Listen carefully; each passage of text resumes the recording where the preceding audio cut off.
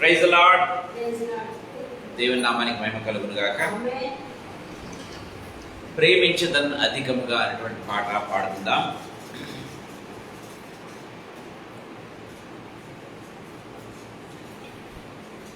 ప్రేమించేదన్ అధికముగా ఆసక్తితో అధికముగా ఆసక్తితో నా మనసుతో ఆరాధించు నా బలముతో ప్రేమించేదన్ నా మనసుతో ఆరాధించు నా బలముతో ప్రేమించేదన్ ఆరాధన ఆరాధన ఆరాధన ఆరాధన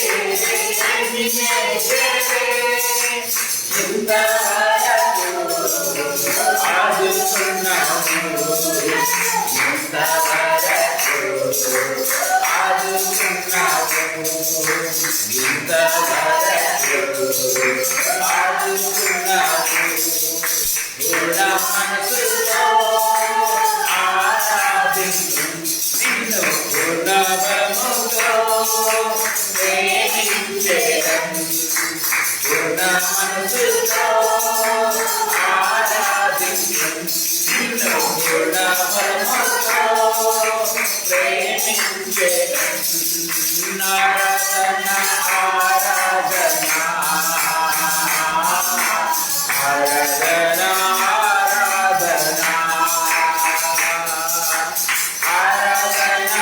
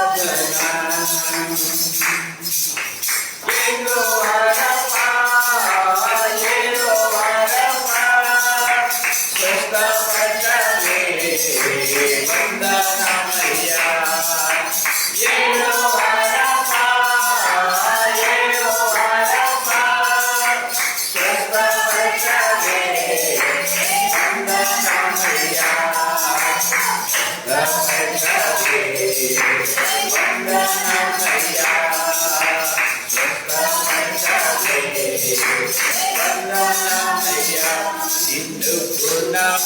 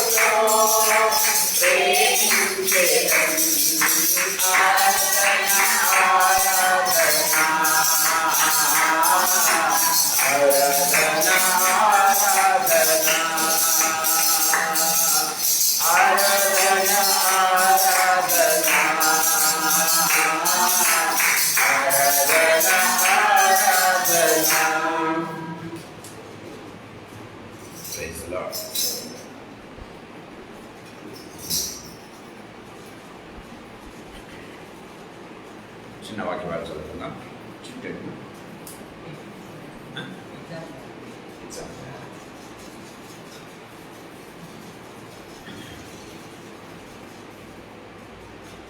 ఆదికాండం 6వ అధ్యాయం. ఆదికాండం 6వ అధ్యాయం 11-12 వచనాలు చదువుకుందాం.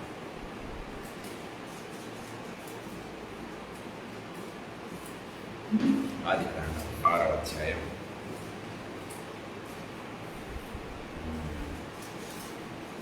6వ అధ్యాయం పని చేద్దాం.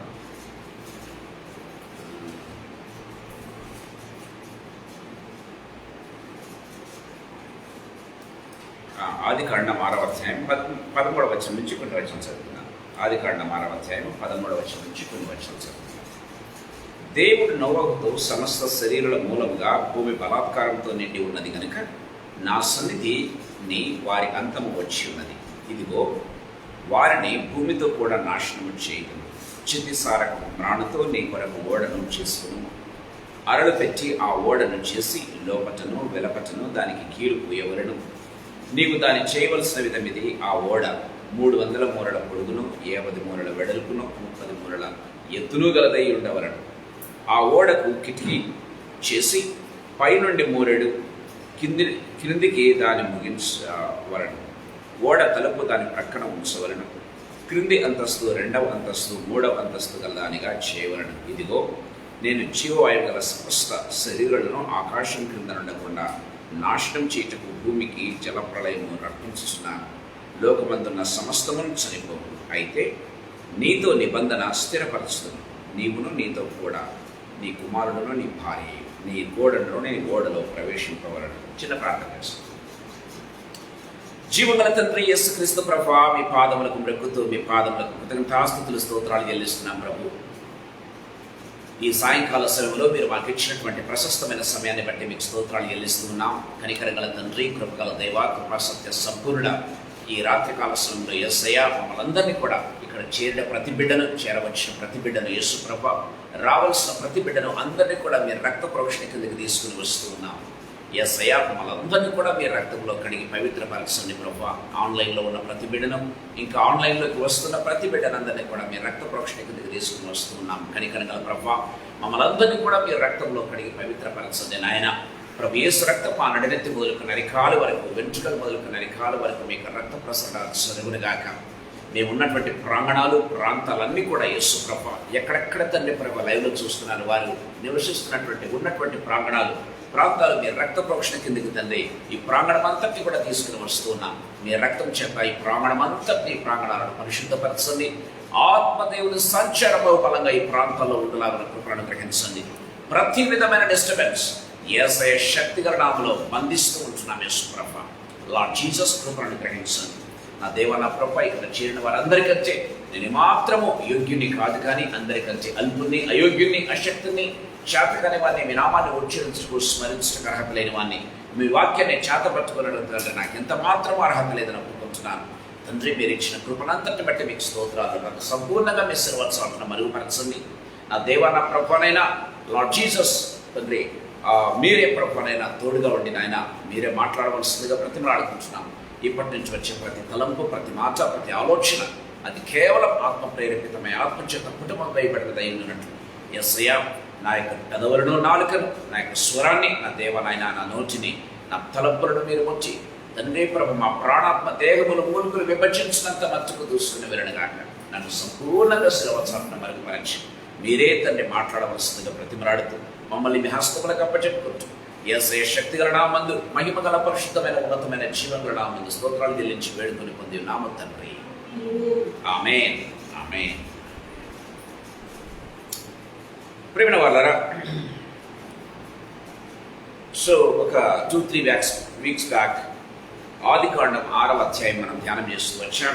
సో ఆదికాండం 6వ అధ్యాయం 1 నుంచి 7 వచనాల వరకు మనం ధ్యానం చేస్తాం. ఈరోజు మరికొన్ని అంశాలు ప్రేమైన దేవుడు ఇదే అధ్యాయం నుంచి తీసుకోవాలని ఆశపడుతూ ఉన్నాను. మనం గమనించినట్లయితే ఈ 13వ వచనం నుంచి కొన్ని వచనాలు మనము ధ్యానం చేసుకుందాం. సో ఈ ఆదికాండం 6వ అధ్యాయం అనేక మర్మాలతో కూడుకున్నటువంటి అధ్యాయంగా మనం చూస్తాం. ఎన్ని సార్లు ధ్యానించినా, ఎన్ని మెసేజ్లు తీసుకున్నా కూడా ప్రతిసారి కూడా క్రొత్తగానే దేవుడు మాట్లాడే గొప్ప దేవుడిగా ఉంటున్నందుకు నిజంగా దేవుడికి వందనాలు తెలియజేస్తున్నాను. సరే, ఈ సాయంకాల సమయంలో కొద్దిసేపు దేవుని వాక్యాన్ని ఈ యొక్క ఆదికాండం 6వ అధ్యాయం కాదా చెక్ చేస్తున్నాం. అక్కడ ఎదురు కూర్చో గమనించినట్లయితే ఈరోజు నోవహు ఓడను గురించినటువంటి ధ్యానం చేద్దాం. ప్రియమైన దేవులారా, నోవహు ఓడను గురించి కొద్దిసేపు ధ్యానం చేద్దాం.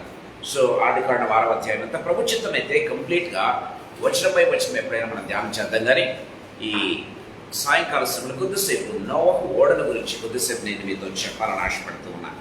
మనం గమనించినట్లయితే దాని పొడవంట మనం గమనించినట్లయితే ఎంత ఉంది? 300 మూరలు, అంటే దాదాపు 450 అడుగులు ఉంటున్నట్టుగా మనం చూస్తాం. దాని వెడల్పు 50 మూరలు, అంటే దాదాపు 75 అడుగులు ఉంటున్నట్టుగా మనం చూస్తాం. దాని ఎత్తు 30 మూరలు, అంటే దాదాపు 45 అడుగులు ఉంటున్నట్టుగా మనం చూస్తాం. సో దేవుడు చెప్పాడు, ఇదిగో భూమికి అంతం వచ్చింది, భూమికి అంతం వచ్చింది కనుక ఇదిగో నేనేం చేయబోతున్నానంటే ఈ భూమిని నాశనం చేయబోతున్నాను అని దేవుడి వాక్యం చాలా క్లియర్గా మాట్లాడుతున్నట్టుగా మనం చూస్తాం. మనం గమనించినట్లయితే ప్రేమైన వాళ్ళారా, ఇది దేవుని యొక్క తీర్పుకు సూచనగా ఉంటున్నట్టుగా మనం చూస్తాం. మనం గమనించినట్లయితే కొన్ని అంశాలు చెప్పి నేను ముందుకు సాగాలని ఆశపడుతున్నాను. ఈ ఆదికాండం 6వ అధ్యాయానికి ముందుగా మనం గమనించినట్లయితే 5వ అధ్యాయంలో మనం చూసినట్లయితే హనోకు దేవుని చేత కొనిపోబడుతూ ఉన్నట్టుగా మనం చూస్తాం. హనోకు దేవునితో నడిచెను. సో అతను 5వ అధ్యాయం 22వ వచనం మనం చూసినట్లయితే దేవునితో నడుచుచు కుమారులను కుమార్తెలను కనెను. హనోకు దినములు అన్ని 365 ఏండ్లు. హనోకు దేవునితో నడిచిన తర్వాత దేవుడు తనని తీసుకుని పోయిన కనుక అతడు లేకపోయాను అని బైబిల్ రాయను. సో గమనించినట్లయితే ప్రేమైన దేవునిలారా, ప్రతిసారి కూడా ఓల్డ్ టెస్టిమెంట్ ఇది కాదు, కానీ న్యూ టెస్టిమెంట్కు ఓల్డ్ టెస్టిమెంట్ ఒక విధమైనటువంటి ఏంటంటే సాదృశ్యంగా ఉంటూ ఉన్నట్టుగా చూస్తాం. ఇది న్యూ టెస్టిమెంట్లో నెరవేరుతూ ఉన్నట్టుగా మనం చూస్తాం ప్రేమైన దేవులరా. సో దేవుని యొక్క తీర్పు ఇదిగో ఈ భూలోకం మీదకి రాబోతా ఉంది. దేవుడు భూమిని తుడిచిపెట్టి పోజేస్తున్నాడు. కానీ దేవుడు కొద్దిమందిని మాత్రమే రక్షించాలని ఆశపడుతున్నట్టుగా మనం చూస్తాం. ప్రియమైన వాళ్ళ ఇక్కడ మనం గమనించినట్లయితే దేవుని యొక్క తీర్పు మనం గమనించినట్లయితే తర్వాత ఆ యొక్క తీర్పులో దేవుడు రక్షించేటువంటి దేవుని యొక్క ప్రజలను మనం చూస్తూ ఉన్నాం. అదే రీతిగా మనం గమనించినట్లయితే హనోకు ఎత్తబడ్డమనేది మనం చూస్తూ ఉన్నాం. సో దీన్ని కొద్దిసేపు కొరిలేట్ చేయాలని ఆశపడుతున్నాం. మనం గమనించినట్లయితే ప్రేమైన వాళ్ళారా, ఈ 7వ అధ్యాయం ఒకసారి మనం చూసుకుందాం. 10-11 వచనాలు చదువుకుందాం. 7 దినములైన తరువాత ఆ ప్రవాహ జలం భూమి మీదకి వచ్చింది. నోవహు వయసు యొక్క 600 సంవత్సరము 2వ నెల 17వ దినమున మహాగాధ జలముల ఊటలన్నీ ఆ దినమందే విడబడేది. ఆకాశ ప్రైజ్ బీ టు గాడ్. ఇక్కడ మనం గమనించినట్లయితే ప్రియమైన వాళ్ళ దేవుని వాక్యం చాలా క్లియర్గా మాట్లాడుతూ ఉన్నట్టుగా మనం చూస్తాం. 7 దినములైన తర్వాత ఆ ప్రవాహ జలములు భూమి మీదకి వచ్చెను అని బైబిల్లో రాయబడింది. మనం గమనించినట్లయితే ఇది దేవుని యొక్క తీర్పుకు సాదృశ్యంగాను, దేవుని యొక్క తీర్పుకు సూచనగాను ఉంటూ ఉన్నట్టుగా మనం చూస్తాం. దేవుని యొక్క తీర్పు రాకముందే మనం గమనించినట్లయితే ప్రియమైన వాళ్ళరా, ఈ యొక్క హనోకు ఎత్తబడ్డాడు. హనోకు ఎత్తబడ్డం దేనికి సదృశ్యంగా ఉందంటే యేసయ్య రెండవ రాకడ రాకమునకు రహస్య రాకడకు సాదృశ్యంగా ఉంటూ ఉన్నట్టుగా చూస్తాం. హనోకు ఏ విధంగా చనిపోకుండా ఎత్తబడ్డాడో సంఘం ఎత్తబడేదానికి ఈ యొక్క హనోకు సూచనగా ఉంటూ ఉన్నట్టుగా మనం చూస్తాం. దానికి సూచనగానే హనోకు ఎత్తబడ్డాడు ప్రియమైన దేవుని బిడ్డలారా. సో యేసయ్య మధ్యాకాశానికి వచ్చినప్పుడు ప్రియమైన వాళ్ళ మనం ఏ విధంగా ఎత్తబడతామో దానికి సాదృశ్యంగా హనోకు ఏమయ్యాడంటే పైకి ఎత్తబడినట్టుగా మనం చూస్తూ ఉన్నాం. పైకి ఎత్తబడిన తర్వాత మనం గమనించినట్లయితే 7 వారములు ప్రియమైన దేవుని బిడ్డలారా, 7 వారముల తర్వాత అని బైబిల్లో వ్రాయబడింది. ఈ యొక్క 7 దినముల తర్వాత, ఈ 7 దినాలు ప్రియమైన దేవుని బిడ్డలారా 7 సంవత్సరాలకు సాదృశ్యంగా ఉంటూ ఉన్నట్టుగా మనం చూస్తాం. సో సంఘం ఎత్తబడిన తర్వాత 7 సంవత్సరములకు దేవుని యొక్క తీర్పు భూమి మీదకి రాబోతా ఉంది. యేసు ప్రభు భూమి మీద అడుగు పెట్టబోతూ ఉన్నాడు. రెండవ రాకడ ప్రియమైన దేవుని బిడ్డలారా, రెండవ రాకడ రెండవ భాగం అని చెప్పొచ్చు, రెండవ ఫేస్ అని చెప్పవచ్చు ప్రియమైన దేవుని బిడ్డలారా. మనం గమనించినట్లయితే దేవుని వాక్యం చాలా క్లియర్గా మనతో మాట్లాడుతున్నట్టుగా చూస్తాం. సో 7 దినములైన తర్వాత ఆ ప్రవాహ జలమును భూమి మీదకి వచ్చను. సో హనోకు ఎత్తబడిన తర్వాత ప్రియమైన దేవుని బిడ్డలారా దేవుని వాక్యం సెలవిస్తూ ఉంది 7 దినములు దేనికి సాదృశ్యంగా ఉందంటే 7 దినములు 7 సంవత్సరాలకు సాదృశ్యంగా ఉంటూ ఉన్నట్టుగా చూస్తాం. దాని తర్వాత దేవుని యొక్క తీర్పు భూమి మీదకి వస్తూ ఉన్నట్టుగా మనం చూస్తాం. దేవుని యొక్క తీర్పు భూమి మీదకి వస్తూ ఉంది.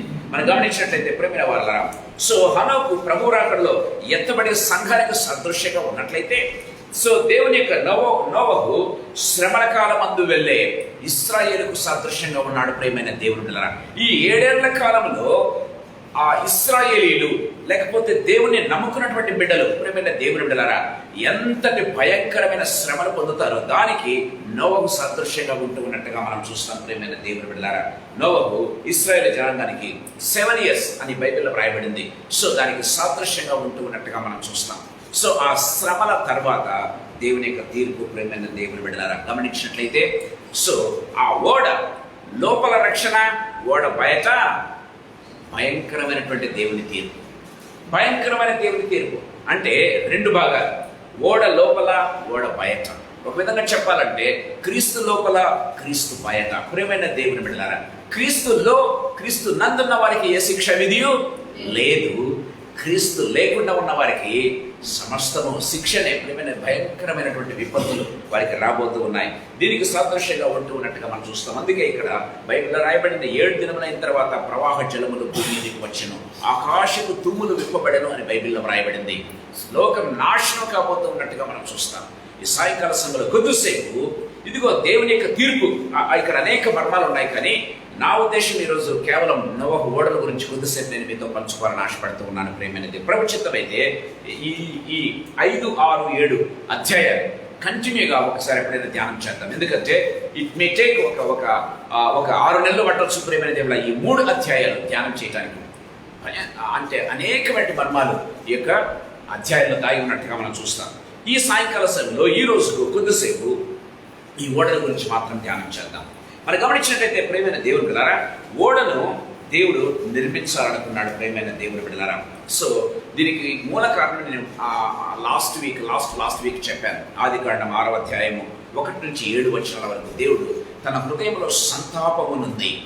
సో దేవుని కుమారుడు మనుష్య కుమారుడితో పోయినప్పుడు ప్రియమైన దేవుని బిడ్డలారా, సో దేవుడు తమ ఇష్టానుసారంగా తమ మనస్సుకు నచ్చిన వారిని తీసుకుని వెళ్తూ ఉన్నప్పుడు తన హృదయంలో దేవుడు సంతాపమునందాడు. ఎవరైనా సరే తమ మనస్సుకు వచ్చిన వారిని, తమకి ఇష్టం వచ్చిన వారిని దేవుని చిత్తం ఉందా లేదా, లేకపోతే ఇది పెద్దల అంగీకారమా కాదా అనుకోకుండా తమ ఇష్టానుసారంగా ఒకవేళ ప్రవర్తించినట్లయితే అది దేవుని మనస్సులో ఏర్పడుతుంది, సంతాపాన్ని పుట్టిస్తుంది అని దేవుని వాక్యం చాలా క్లియర్గా మాట్లాడుతున్నట్టుగా చూస్తాం. ఆ సంతాపము ఏం చేస్తుందంటే భూమి మీదకి జలప్రళయాన్ని తీసుకుని వస్తున్నట్టుగా చూస్తాం. సో జలప్రళయాన్ని తీసుకుని వచ్చే ముందు ప్రియమైన దేవుని బిడ్డలారా, దేవుడు ఒక విషయాన్ని ఆలోచన చేస్తున్నాడు. ఇదిగో భూమిని నేను నాశనం చేయాలనుకుంటూ ఉన్నాను. ఈ నాశనం చేయాలనుకున్నప్పుడు నన్ను నమ్ముకున్నటువంటి బిడ్డలను, నీతిమంతులుగా ఉన్న బిడ్డలను నేను రక్షించాలి అని దేవుడు ఆలోచన చేసినట్టుగా మనం చూస్తున్నాం. హనోకు ఎత్తబడ్డాడు, ఎత్తబడినటువంటి సంఘానికి సాదృశ్యంగా ఉన్నాడు ప్రియమైన దేవుని బిడ్డలారా. తర్వాత మనం గమనించినట్లయితే ఇప్పుడు చూస్తూ ఉన్నాం, ఈ యొక్క ఎత్తబడిన సంఘం తర్వాత దేవుని నమ్ముకున్నటువంటి బిడ్డలు నీతిమంతులు ఉంటారు ప్రియమైన దేవుని బిడ్డలారా. వారిని దేవుడు ఒక సైడ్ రక్షించాలి, మిగతా వారిని శిక్షించాలి ప్రియమైన దేవుని బిడ్డలారా. మిగతా వారికి భయంకరమైన శ్రమలు రాబోతూ ఉన్నాయి, మిగతా వారికి మీదికి భయంకరమైన తీర్పు రాబోతూ ఉంది. యేసు నమ్ముకున్న బిడ్డలు మాత్రం దేవుడు రక్షించే దేవుడుగా ఉంటున్నట్టుగా మనం చూస్తాం. సాయంకాల సమయంలో ఒక విషయం మీకు చెప్పాలని ఆశపడుతున్నాం. మనం గమనించినట్లయితే దేవుడు ఎంత కోపపడినా, ఎంత తీర్పాన్ని తీసుకున్నారని ఆశపడినా ఖచ్చితంగా తన ప్రజలను ఏం చేస్తాడు? ఆయన రక్షించే దేవుడిగా ఉంటున్నట్టుగా చూస్తాం. తనను నమ్ముకున్న వారిని, తనను ఆశ్రయించిన వారిని దేవుడు ఖచ్చితంగా ఆయన తప్పించే దేవుడిగా ఉంటున్నట్టుగా మనం చూస్తాం. నోవహు దేవుని నమ్మిన ప్రియమైన దేవుని బిడ్డలారా. సో మనం గమనించినట్లయితే నోవహు నీతిమంతునిగా ఉంటున్నాడు. మనం గమనించినట్లయితే నోవహు యెహోవా దృష్టి యందు కృప పొందినవాడాయను.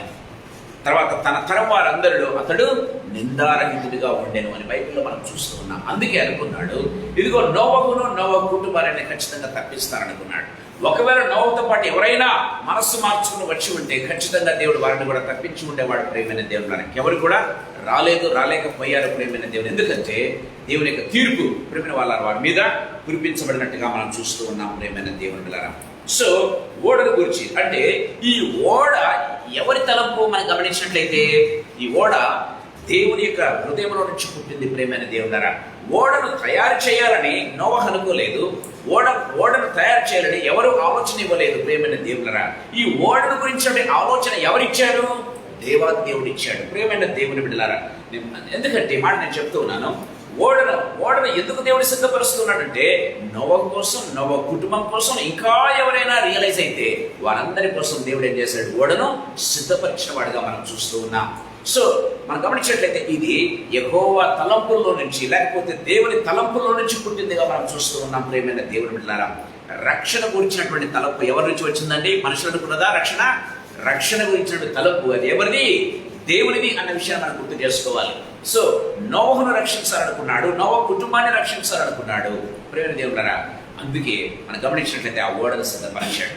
సో మనం గమనించినట్లయితే భూలోకంలో ప్రతి ఒక్కరు కూడా తమ ఇష్టానుసారంగా జీవిస్తూ ఉంటే దేవాదేవుడు అనుకున్నాడు, ఈ లోకాన్ని నేను రక్షించాలి కాబట్టి ఇదిగో నా స్వంత కుమారుడిని ఏం చేస్తానంటే ఈ లోకానికి నేను పంపిస్తాను అని దేవుడు. అది దేవుని తలంపులో నుంచి పుట్టింది తప్ప ఏ ఒక్కరు చెప్పింది కాదు, ఏ ఒక్కరి ఆలోచన కాదు ప్రియమైన దేవుని ద్వారా. సో రక్షణ అనేది దేవుని తలంపులో నుంచి పుట్టింది. ఓడ నిర్మించాలి అనేది దేవుని తలంపులో నుంచి పుట్టింది. ఓడలో ఉన్న వారికి రక్షణ, ఓడ బయట ఉన్న వారికి దేవుని తీర్పు ప్రియమైన దేవుని ద్వారా. సో క్రీస్తు నందున్న వారికి ఏ శిక్ష విధి లేదు, క్రీస్తు బయట ఉన్న వారికి దేవుడు తీర్పు తీర్చబోతూ ఉన్నాడన్న విషయాన్ని మనం గుర్తు చేసుకోవాలి ప్రియమైన దేవుని ద్వారా. దేవుని వాక్యం చాలా క్లియర్గా మాట్లాడుతున్నాడుగా చూస్తాం. చూడండి, ఎఫెసీలకు రాసినటువంటి పత్రిక 2వ అధ్యాయం 3వ వచనం 6వ వచనం ఒకసారి చూసుకుందాం. ఎఫెసీలకు రాసిన పత్రిక 2వ అధ్యాయం 3వ వచనం 6వ వచనం ఒకసారి చదువుకుందాం. వారితో కలిసి మనమందరము శరీరం యొక్కయు మనసు యొక్కయు కోరికలను నెరవేర్చుకొనుచు మన శరీరాశను అనుసరించి ముందుకు ప్రవర్తించుచు కడప వారి వలె స్వభావ సిద్ధముగా దైవవ్రతకు పాత్రులమై ఉంటుంది.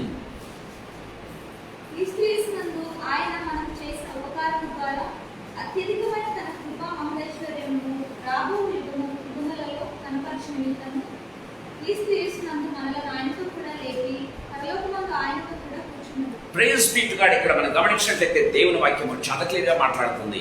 సో శరీరానుసారంగా జీవించే వారికి ఏ రీతిగా ఉంది, సో ఆత్మానుసారంగా క్రీస్తులోనికి వచ్చే వారిని దేవుడు ఏ విధంగా రక్షిస్తాడు అనేటువంటి విషయాలు దేవుడు చాలా క్లియర్గా ఈ యొక్క వచన భాగంలో పౌలు ద్వారా మనతో మాట్లాడుతున్నట్టుగా మనం చూస్తాం. ఈ ఓడ దేనికి గుర్తుగా ఉంది?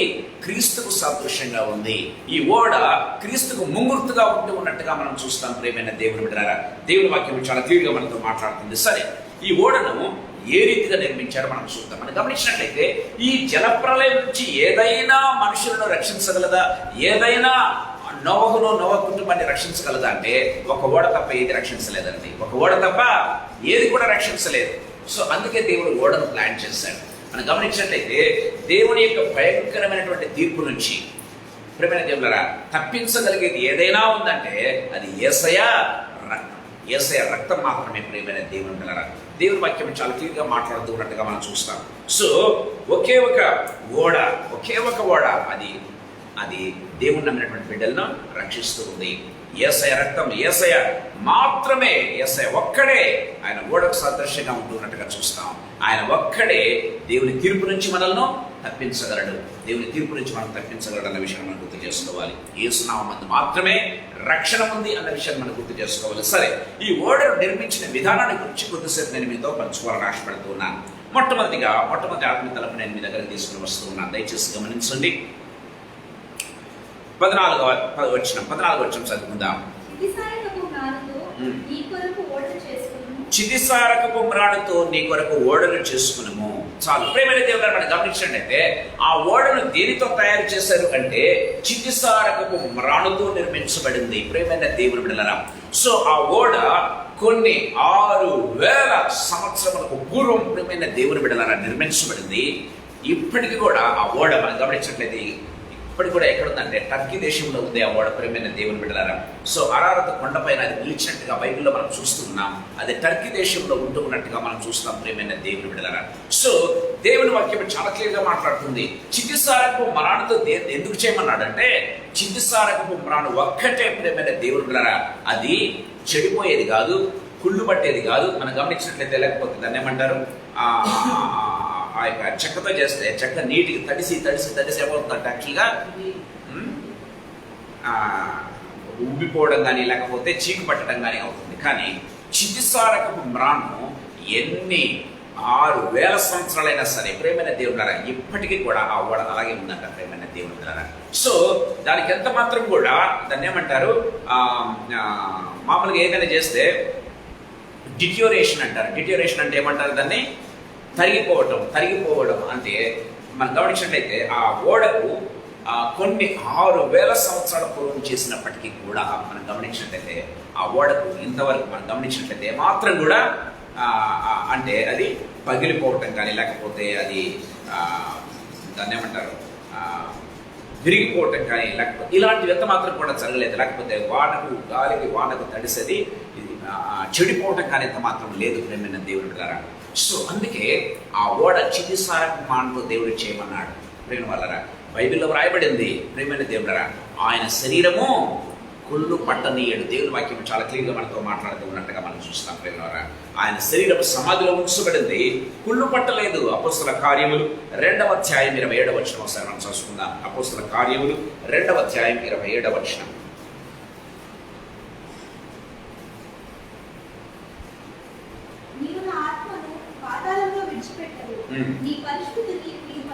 నీ పరిశుద్ధిని కుళ్ళు పట్టనీయవు. కీర్తన గ్రంథం 16వ కీర్తన 10వ వచనంలో ఈ యొక్క అంటే ప్రవచనం రాయబడినట్టుగా మనం చూస్తున్నాం. నీ పరిశుద్ధిని కుళ్ళు పట్టనీయవు. ప్రేమైన దేవుని ద్వారా యేసయ్య శరీరం కూడా కుళ్ళు పట్టే శరీరం కాదు. యేసయ్య శరీరము చెడిపోయే శరీరం కాదు. యేసయ్య శరీరము ప్రేమైన దేవులరా ఆయన శరీరం అంతా కాయలే, ఆ శరీరం అంతా దున్నబడింది కానీ ప్రేమైన దేవులరా, సో ఆ శరీరానికి ఏమి కాదు, ఆ దున్నే కొద్దీ ఆయన ప్రేమ పొంగుతూ ఉన్నట్టుగా మనం చూస్తాం. ప్రేమైన దేవుడి ద్వారా దేవుని వాక్యం చాలా క్లియర్గా మాట్లాడుతున్నట్టుగా చూస్తాం. సో ఏది కూడా ఆయన శరీరాన్ని కుళ్ళు పట్టనివ్వలేదు, ఏది కూడా ఆయన శరీరానికి ఏ హాని చేయలేకపోయింది. ప్రేమ సజీవంగా ఆయన లేచిన వాడిగా మనం చూస్తున్నాం. ఇది చితిసారకపు మాను. ఏ రీతిగా ఆ యొక్క ఓడను తయారు చేశాడు దేవుడు, ప్రేమ దేవుడు ఆ నోవకు ఆ యొక్క తలంపు ఇచ్చాడు. ప్రేమైన దేవుడు యేసయ్య శరీరం కూడా చెక్కు చెదరకుండా అలాగే ఉంటుంది. ప్రేమైన దేవుడు దేవుని వాక్యం చాలా క్లియర్గా మనతో మాట్లాడుతున్నట్టుగా మనం చూస్తాం. అందుకే అది చితిసారకపు ప్రాణంతో తయారు చేయబడినట్టుగా మనం చూస్తూ ఉన్నాం. నీ పరిశుద్ధిని కుళ్ళు పట్టనీయవు. దేవుని వాక్యం చాలా క్లియర్గా మనతో మాట్లాడుతున్నట్టుగా చూస్తాం. 2వ ఆత్మీయ తలంపు మీ దగ్గర తీసుకుని రావాలని ఆశపడుతున్నాం. మనం గమనించినట్లయితే చూడండి, అరలు పెట్టి ఆ ఓడను చేసి లోపటను బయటను దానికి కీలు పూయవలను అని బైబిల్లో వ్రాయబడింది. ప్రేమైన దేవుడరా లోపట బయట దానికి కీలు పోయారంట. ప్రేమైన దేవుడు బిడ్డలారా, సో ఈ కీలు ఎందుకు పూస్తున్నారో తెలుసా? ఓడను చెక్కతో తయారు చేస్తారు. ఆ యొక్క చితిసారకపు ప్రాణంతో చెక్కతో తయారు చేస్తారు. ఆ ఓడ ఎంతకాలం ఉండిందంటే ఆ నీళ్ళలో మనం గమనించినట్లయితే ప్రచండమైనటువంటి వర్షం పైనుంచి వర్షమే, కింద నుంచి నీళ్ళే మనం గమనించినట్లయితే. సో దాని ఓడ చుట్టుపక్కల కూడా నీళ్ళే మనం గమనించినట్లయితే. కానీ ప్రేమైన దేవులారా, ఎందుకు కీలు పోయమన్నాడు తెలుసా? మనకు గమనించి చూడండి.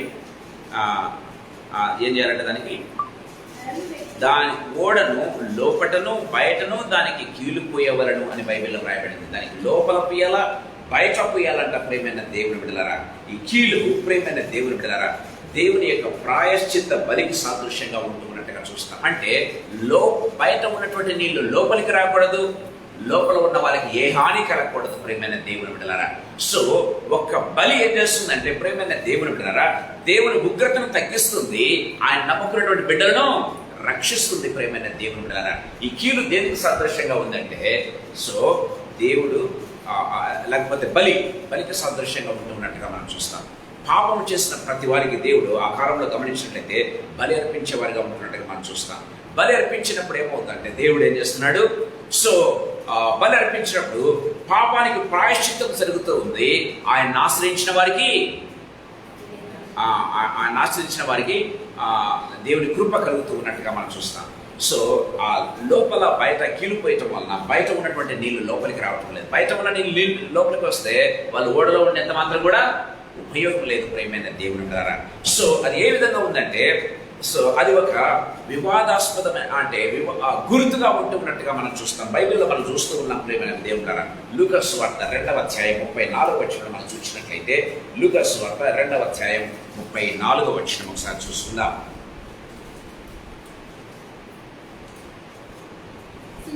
వారిని దీవించి, ఇదిగో అనేక హృదయాలోచనలు బయలుపడినట్లు ఇశ్రాయేలులో అనేకులు పడుటకును తిరిగి లేచుటకును వివాదాస్పదమైన గుర్తుగా ఈయన నియమింపబడిన బైబిల్లో రాయబడింది. వివాదాస్పదమైన గుర్తు ఏంటంటే ప్రేమైన దేవులారా, యేసుక్రీస్తు లోపల ఉంటే రక్షణ, యేసుక్రీస్తు బయట ఉంటే శిక్ష, లేకపోతే దేవుని తీర్పు. ప్రేమైన దేవుడా, వివాదాస్పదమైనటువంటి గుర్తు. సో ఆ కీలు ఉన్నంత వరకు బయట నీళ్ళు లోపలికి రాలేవు, లోపల ఉన్న వాళ్ళు రక్షించబడి ఉంటారు. ప్రేమైన దేవుని ద్వారా దేవుని వాక్యం చాలా అంటే అది ఎంత పక్కన, ఇది చికిత్సారకు ప్రాణు కావచ్చు. ప్రేమైన దేవుడా, ఏమాత్రము చెక్కు చెదరకుండా ఉండవచ్చు. కొన్ని ఏళ్ళైనా సరే, కొన్ని వేల సంవత్సరాలైనా సరే బాగానే ఉంది. కానీ ఏమైందంటే ఆ యొక్క చెక్కతో నిర్మించబడినటువంటి దానికి ఎక్కడైనా సందు కానీ రంధ్రం కానీ ఉన్నట్లయితే ఏమవుతుంది? బయట ఉన్నటువంటి నీళ్లు లోపలికి వచ్చే అవకాశం ఉంది. లోపలికి వస్తే ఓడ మునిగిపోతుంది. ప్రేమైన దేవుని బిడ్డలారా, సో అది మునగకుండా ఉండాలంటే ఏం కావాలి? కీలు అవసరం. ప్రేమైన దేవుని బిడ్డలారా, అదే ప్రాయశ్చిత్తమైనటువంటి బలి, అదే యేసయ్య రక్తం. ప్రేమైన దేవుని బిడ్డలారా, యేసయ్య రక్తము చేత లోపల బయట ఆ ఓడ తడపబడితే ప్రేమైన దేవుని బిడ్డలారా బయట ఉన్నటువంటి నీళ్లు లోపలికి రావు, లోపల ఉన్నవారు సురక్షితంగా ఉండడం ప్రారంభిస్తారు. దేవుని వాక్యం చాలా క్లియర్గా మాట్లాడుతున్నట్టుగా చూస్తాం. అది ప్రాయశ్చిత్త బలికి సాదృశ్యంగా ఉంది, యేసయ్య రక్తానికి సాదృశ్యంగా ఉంటున్నట్టుగా మనం చూస్తాం. ప్రేమైన దేవుని బిడ్డలారా, చూడండి యోహాను సువార్త, యోహాను రాసిన మొదటి పత్రిక 2వ అధ్యాయం 2వ వచనం ఒకసారి చదువుకుందాం. మొదటి యోహాను పత్రిక 2వ అధ్యాయం 2వ వచనం. ఆయనే మన పాపములకు శాంతికరమైనడు, మన పాపములకు మాత్రమే కాదు సర్వలోకమునకు శాంతికరమైనడు. Praise be to God. ఆయనే మన పాపములకు శాంతికరమైన, ఆయనే మనకు ప్రాయశ్చిత్తం. అంతే, ఆయనే మనకు ప్రాయశ్చిత్తం, ఆయనే మనకు శాంతికరమైనాడు. ఆయన ద్వారా తప్ప ఎవరు కూడా రక్షణ పొందలేరు. ప్రేమైన దేవుని ద్వారా సో అది ఎంత పటిష్టమైనటువంటి బాడీ అయినా సరే ఆ ఓడకు, కానీ ఆ నీళ్లను తట్టుకోవాలంటే బయట ఉన్నటువంటి నీళ్లు ఎంత ఫోర్స్గా ఉంటాయి తెలుసా? ఎంతంటే దాదాపు సంవత్సరం పైగా ఆ నీళ్లు ఉన్నాయి. ప్రేమైన దేవుని బిడ్డలారా, సంవత్సరం పైగా ఆ నీళ్లలో అది ఓడ ఉంది. ప్రేమ వల్ల బయట లోకమంతా కూడా నీళ్లతో నింపబడింది. దాదాపు 15 మూరల అడుగుల ఎత్తు అని బైబిల్లో రాయబడింది. సో ఎంత ఫోర్స్ ఉంటుందో బయట కదా, దాన్ని తట్టుకోగలిగినటువంటి శక్తి ప్రేమైన దేవుని బిడ్డలారా, అంత ఫోర్స్కు ప్రేమైన దేవునిలారా నీళ్లు ఎప్పుడైనా లోపలికి వచ్చే అవకాశం ఉంది. కానీ అంత ఫోర్స్ను తట్టుకొని ఉండగలిగింది ఏంటంటే ఈ కీలు. ప్రేమైన దేవుని బిడ్డలారా, ఆ కీలు యేసయ్య రక్తానికి సాదృశ్యంగా ఉంటున్నట్టుగా చూస్తాం. ఆ రక్తం ఉన్నట్లయితే మనకు ఓడలోకి నీళ్లు వచ్చే అవకాశం లేదు, రంధ్రపడే అవకాశం లేదు, సురక్షితంగా ఉంటాం. ప్రేమైన దేవుని బిడ్డలారా, అందుకే యేసు నామమందు మనకు సురక్షితంగా మనం ఉంటాం. దేవుని వాక్యం సెలవిస్తుంది, నీ ప్రక్కన 1000 మంది పడును, నీ కుడి పక్కన 10,000 మంది కూలడను, అపాయం మాత్రము నీ యొద్దకు రాదు. రక్షణ. ప్రేమైన దేవునికి దేవుని నామానికి మహిమ కలుగును గాక. దేవుని వాక్యం చాలా తిరిగి మనతో మాట్లాడుతున్నట్టుగా చూస్తున్నాం. చూడండి 15వ వచనం చదువుకుందాం. నీవు దాన్ని చేయవలసిన విధమిది. ఆ ఓడ 300 మూరల పొడవును 50 మూరల వెడల్పు 30 మూరల ఎత్తును కలదై ఉండవలెను. ఆ ఓడకు కిటికీ చేసి పైనుండి మూరడి క్రిందికి దాన్ని ముగించవలెను. ఓడ తలుపు దాని ప్రక్కన ఉండవలెను. క్రింది అంతస్తు 2వ అంతస్తు 3వ అంతస్తు కలదిగా దాన్ని చేయవలెను. Praise be to God. ఒక్కొక్కటిగా ధ్యానం చేద్దాం. ప్రేమైన దేవుని ద్వారా ఆ ఓడకి ఎన్ని అంతస్తులు ఉన్నాయంట? 3 అంతస్తులు ఉన్నాయి. బైబిల్లో వ్రాయబడింది. ఆ ఓడను ఎందుకు 3 అంతస్తులు చేయమన్నాడు దేవుడు? ప్రేమైన దేవుని బిడ్డలారా, ఇది దేవాది దేవునికి సదృశ్యంగా ఉంటున్నట్టుగా మనం చూస్తాం. తండ్రి అయిన దేవుడు, కుమారుడైన దేవుడు, పరిశుద్ధాత్మ దేవుడు. ప్రేమైన దేవులారా, ఆ ఓడ ప్రేమ వాళ్ళరా రక్షణ అనేది కేవలం యేసునందు రక్షణ ఉంది. కానీ ప్రేమైన దేవుడులారా, ఆ యేసుని ఎవరు పంపించాడు? తండ్రి అయిన దేవుడు పంపించాడు. అంటే రక్షణను రచించింది తండ్రి అయిన దేవుడు. ప్రేమైన దేవుడు బిడ్డలారా, రక్షణను నెరవేర్చింది ఎవరు? యేసుక్రీస్తు ప్రభు. ప్రేమైన దేవుడురా, దాన్ని కార్యం సంపూర్తి చేసింది ఎవరంటే పరిశుద్ధాత్మ దేవుడు. ప్రేమైన దేవుడులారా, దేవుని వాక్యం అది తండ్రి సంకల్పించను. మనం గమనించినట్లయితే కుమారుడు నెరవేర్చాడు. తండ్రి సంకల్పించిన దాన్ని కుమారుడు నెరవేర్చాడు. పరిశుద్ధాత్మ దేవుడు ఏం చేశాడు? అమలు చేశాడు. అమలు చేయడం చాలా ఇంపార్టెంట్. మనం చాలా ప్లాన్ చేసుకుంటాం కదా, అన్ని కూడా ప్లాన్ చేసుకుంటాం. మన సంకల్పం మంచిదే కావచ్చు, ప్రేమైన దేవుడురా, ప్లాన్ కూడా చేసుకోవచ్చు. కానీ దాన్ని చాలాసార్లు అమలుపరచలేకుండా ఉంటాం. We may not be able to. దాన్ని ఏమంటారు? అమలుపరచడం అంటే ఏమంటారు? దాన్ని అంటే దాన్ని పాటించడం. ప్రేమైన దేవుడు ద్వారా అది అందుకే బైబిల్లో వ్రాయబడింది మనం గమనించినట్లయితే, పరిశుద్ధాత్మ దేవుని ద్వారా తప్ప ఎవడునూ ప్రభువును క్రీస్తుగా అంగీకరించడు అని దేవుని వాక్యం చాలా క్లియర్గా మాట్లాడుతున్నట్టుగా మనం చూస్తాం. రక్షణ అనేది ముగ్గురు త్రియేక దేవుని యొక్క కార్యం అనే విషయాన్ని మనం గుర్తు చేసుకోవాలి. ప్రేమైన దేవుడు, అది తండ్రి యొక్క సంకల్పము రక్షణ. దాన్ని నెరవేర్చింది ఎవరు? యేసయ్య. తన రక్తాన్ని చిందించాడు, తన యొక్క శరీరాన్ని మన కోసం బలంగా పెట్టాడు. కానీ ఆ యేసయ్యను ఒప్పుకునేట్లుగా చేసేది ఎవరు? పరిశుద్ధాత్మ దేవుడు అనే విషయాన్ని గుర్తు చేసుకోవాలి. ఆ ఓడ 3 అంతస్తులు ఉంటేనే సంపూర్ణం అవుతుంది. ప్రేమైన దేవుని బిడ్డలారా, దేవుని వాక్యం చాలా క్లియర్గా మనతో మాట్లాడుతున్నట్టుగా మనం చూస్తాం. ప్రేమైన దేవుడురా, నాట్ ఓన్లీ దాట్, మనం గమనించండి, ఈ 3 కూడా 3 కాలాలకు సదృశ్యంగా ఉంటున్నట్టుగా చూస్తాం. 3 కాలాలు ఏంటంటే మనం చెప్పుకుంటూ ఉంటాం. భూత, వర్తమాన, భవిష్యత్ కాలములలో బైబిల్లో రాయబడింది. ప్రియమైన దేవుని బిడ్డలారా, భూత, భవిష్యత్తు, వర్తమాన కాలంలో అంటే నిన్న నేడు నిరంతరము ఏకరీతిగా ఉన్నటువంటి దేవుడు. ప్రియమైన దేవుని బిడ్డలారా, నిన్న అంటే భూతకాలం, నేడు అంటే వర్తమాన కాలం, రేపు అంటే భవిష్యత్. నిన్న నేడు నిరంతరం తండ్రి కుమార పరిశుద్ధాత్మ దేవుడు సాదృశ్యం. ప్రియమైన దేవుడు, దేవుని వాక్యం చాలా క్లియర్గా మనతో మాట్లాడుతున్నట్టుగా మనం చూస్తాం. అంటే సర్వము ఎరిగినటువంటి దేవుడు. ప్రియమైన దేవుని ద్వారా ఆయనకు తెలియనిది లేదు, ఆయనకు మించిందేది కూడా లేదు. ప్రియమైన దేవుని ద్వారా దేవుని వాక్యం చాలా క్లియర్గా మనతో మాట్లాడుతున్నాడు. అందుకే బైబిల్లో చాలా సార్లు చూస్తాం, నిన్న నేడు నిరంతరము ఏకరీతిగా ఉన్నటువంటి దేవుడు, భూత, భవిష్యత్తు, వర్తమాన కాలాల్లో సజీవంగా ఉన్నటువంటి దేవుడు. ప్రియమైన దేవుడు పిల్లరా, సో ఆయన నమ్ముకుంటే మనం కూడా ఎప్పటికీ కూడా సజీవులంగా ఆయనతో నిలుస్తాం. అందుకే బైబిల్లో రాయబడింది, యోహాను సువార్త 4వ అధ్యాయం చూసినట్లయితే, ఎవరైతే ఆయన నమ్ముకుంటారో, ఎవరైతే ఆయన రక్తంలో కడగబడతారో వారు తీర్పులోనికి రాక మరణంలో నుంచి జీవంలోనికి దాటి ఉన్నారని బైబిల్లో రాయబడింది. వాటిలో జీవమే ఉంటుందంట. ప్రేమ వాళ్ళకి మరణం అనేది ఉండదు అని దేవుని వాక్యం చాలా క్లియర్గా మనతో మాట్లాడుతూ ఉన్నట్టుగా మనం చూస్తాం. ప్రేమైన దేవుడు, సో ఆ 3 అరలు దేనికి సాదృశ్యం? 3 అంతస్తులు దేనికి సాదృశ్యం? తండ్రి కుమార పరిశుద్ధాత్మ దేవునికి సాదృశ్యం, దేవునికి సాదృశ్యం. ప్రేమైన దేవుడు, అంత మాత్రమే కాదు, భూత వర్తమాన భవిష్యత్ కాలాలకు సాదృశ్యంగా ఉంటూ ఉన్నట్టుగా మనం చూస్తాం. ప్రేమైన దేవుడు, సో 4వ ఆత్మీయ తలపు దగ్గర తీసుకురావాలని ఆశపడుతున్నా. దయచేసి గమనించండి, చదువుకుందాం. చూడండి ఒక్క నిమిషం. ఆ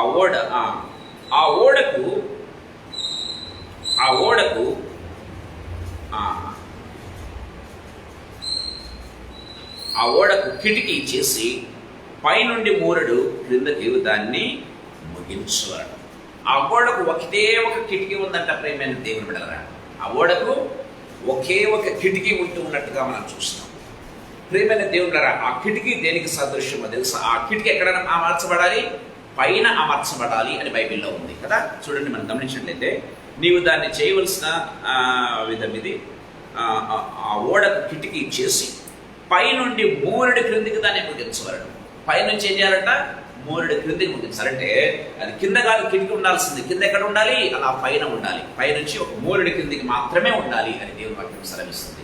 ప్రియమైన వాళ్ళారా, మనం గమనించినట్లయితే ఇది దేనికి సాదృశ్యం అంటే, ప్రియమైన దేవుని ద్వారా ఈ కిటికీ అనేది దేనికి సాదృశ్యమో తెలుసా? ప్రార్థనకు సాదృశ్యంగా ఉంటున్నట్టుగా మనం చూస్తాం. ప్రార్థనకు సాదృశ్యంగా ఉంది ప్రియమైన దేవుళ్ళారా. అంటే అంటే మనం ఏం చేస్తాము? గాలి వెలుతురు ఎక్కడి నుంచి రావాలి? మనకు పైనుంచి రావాలి. గాలి వెలుతురు పైనుంచి రావాలి. మనం ఏదైనా చూడాలంటే మనం పైకి చూస్తాం ప్రియమైన దేవుళ్ళారా. సో దానియేలు ఏం చేశాడు? దయచేసి గమనించండి. దానియేలు గ్రంథం 6వ అధ్యాయం 10వ వచనం.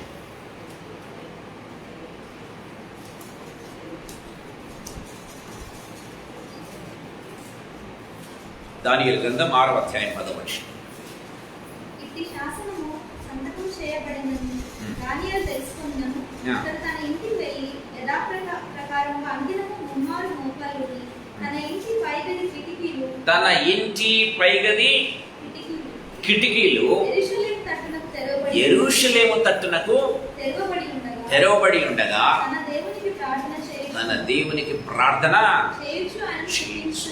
ప్రేమైన వాళ్ళ దేవుని వాక్యం సెలవిస్తుంది. అనుగ్రహం చేస్తున్నాడంట. దేవుని వాక్యం సెలవిస్తుంది. ముమ్మారు చేస్తున్నాడంట ప్రేమైన దేవుడారా. సో ఈ కిటికీ దేనికి సాదృశ్యం అంటే, ప్రేమైన దేవుడారా, సో పరలోకములో ఉన్నటువంటి దేవుణ్ణి చూచేదానికి ప్రేమైన వాళ్ళ ఈ కిటికీ ఒక్కటే మనకు మార్గం. ఈ ప్రార్థన ఒక్కటే మన మార్గం. దేవుడిని మనం తెలుసుకోవాలంటే, దేవుడిని మనం చూడాలంటే, దేవుడు మనతో మాట్లాడాలంటే ప్రేమైన దేవుడారా, సో ఈ కిటికీ ఒక్కటే మార్గం. అందుకే ప్రార్థన ఒక్కటే మార్గం దేవుడు ఏర్పాటు చేసినట్టుగా మనం చూస్తున్నాం. ఏదైనా మనం దేవుడిని తెలుసుకోవాలంటే దేవుడిని ప్రార్థన ద్వారా మనం దేవుడిని అడగలం. ప్రేమ వాళ్ళ ప్రార్థనలో దేవుడు మనతో మాట్లాడుతూ ఉన్నట్టుగా మనం చూస్తాం ప్రేమైన దేవుళ్ళారా. సో రాహాబు ఏం చేస్తుంది మనకు తెలుసు ప్రేమైన దేవుళ్ళారా. సో రాహాబు కిటికీకి ఎర్రని దారం కట్టి దాని నుంచి ఏం చేస్తుంది? రక్షణ పొందుతున్నట్టుగా చూస్తాం. ఆ కిటికీ నుంచి ఏం చేస్తుంది? ఆ ప్రార్థన ద్వారా ప్రేమైన దేవుళ్ళారా ఆ ఇంటికి రక్షణ వచ్చినట్టుగా మనం చూస్తూ ఉన్నాం ప్రేమైన దేవుళ్ళారా. దేవుని వాక్యం చాలా క్లియర్గా మాట్లాడుతున్నట్టుగా చూస్తాం. సో ఆ యొక్క కుమారుని ద్వారా మనం ఏం చేయగలం? తండ్రిని చూడగలం. ఆ కుమారుని ద్వారా కిటికీ దేనికి సదృశ్యం అంటే ప్రార్థన. ఆ ప్రార్థన దేంట్లో మనం చేస్తున్నాం? ప్రతి ప్రార్థన కూడా ఇట్ హ్యాస్ టు బి దాన్ని ఏమంటారు? ఎన్కాప్సులేటెడ్ బై యేసయ్య నామం. యేసయ్య నామం కదా. గుడ్డులో ఏముంటది? తెల్లని సొన ఉంటుంది. ఏముంటది? తెల్లని ఆ పదార్థం ఉంటుంది, పచ్చని సొన ఉంటుంది. కానీ దాన్ని అంతటినీ కలిపి ఉంచగలిగింది ఏంటంటే ఆ యొక్క గుడ్డు యొక్క షెల్ అనమాట. ప్రేమైన గుడ్డు యొక్క షెల్. ఆ రీతిగా ఏ ప్రార్థన చెయ్యి, ఇది ఒక క్యాప్సుల్ లాగా. క్యాప్సుల్ అంటే ఏంటి?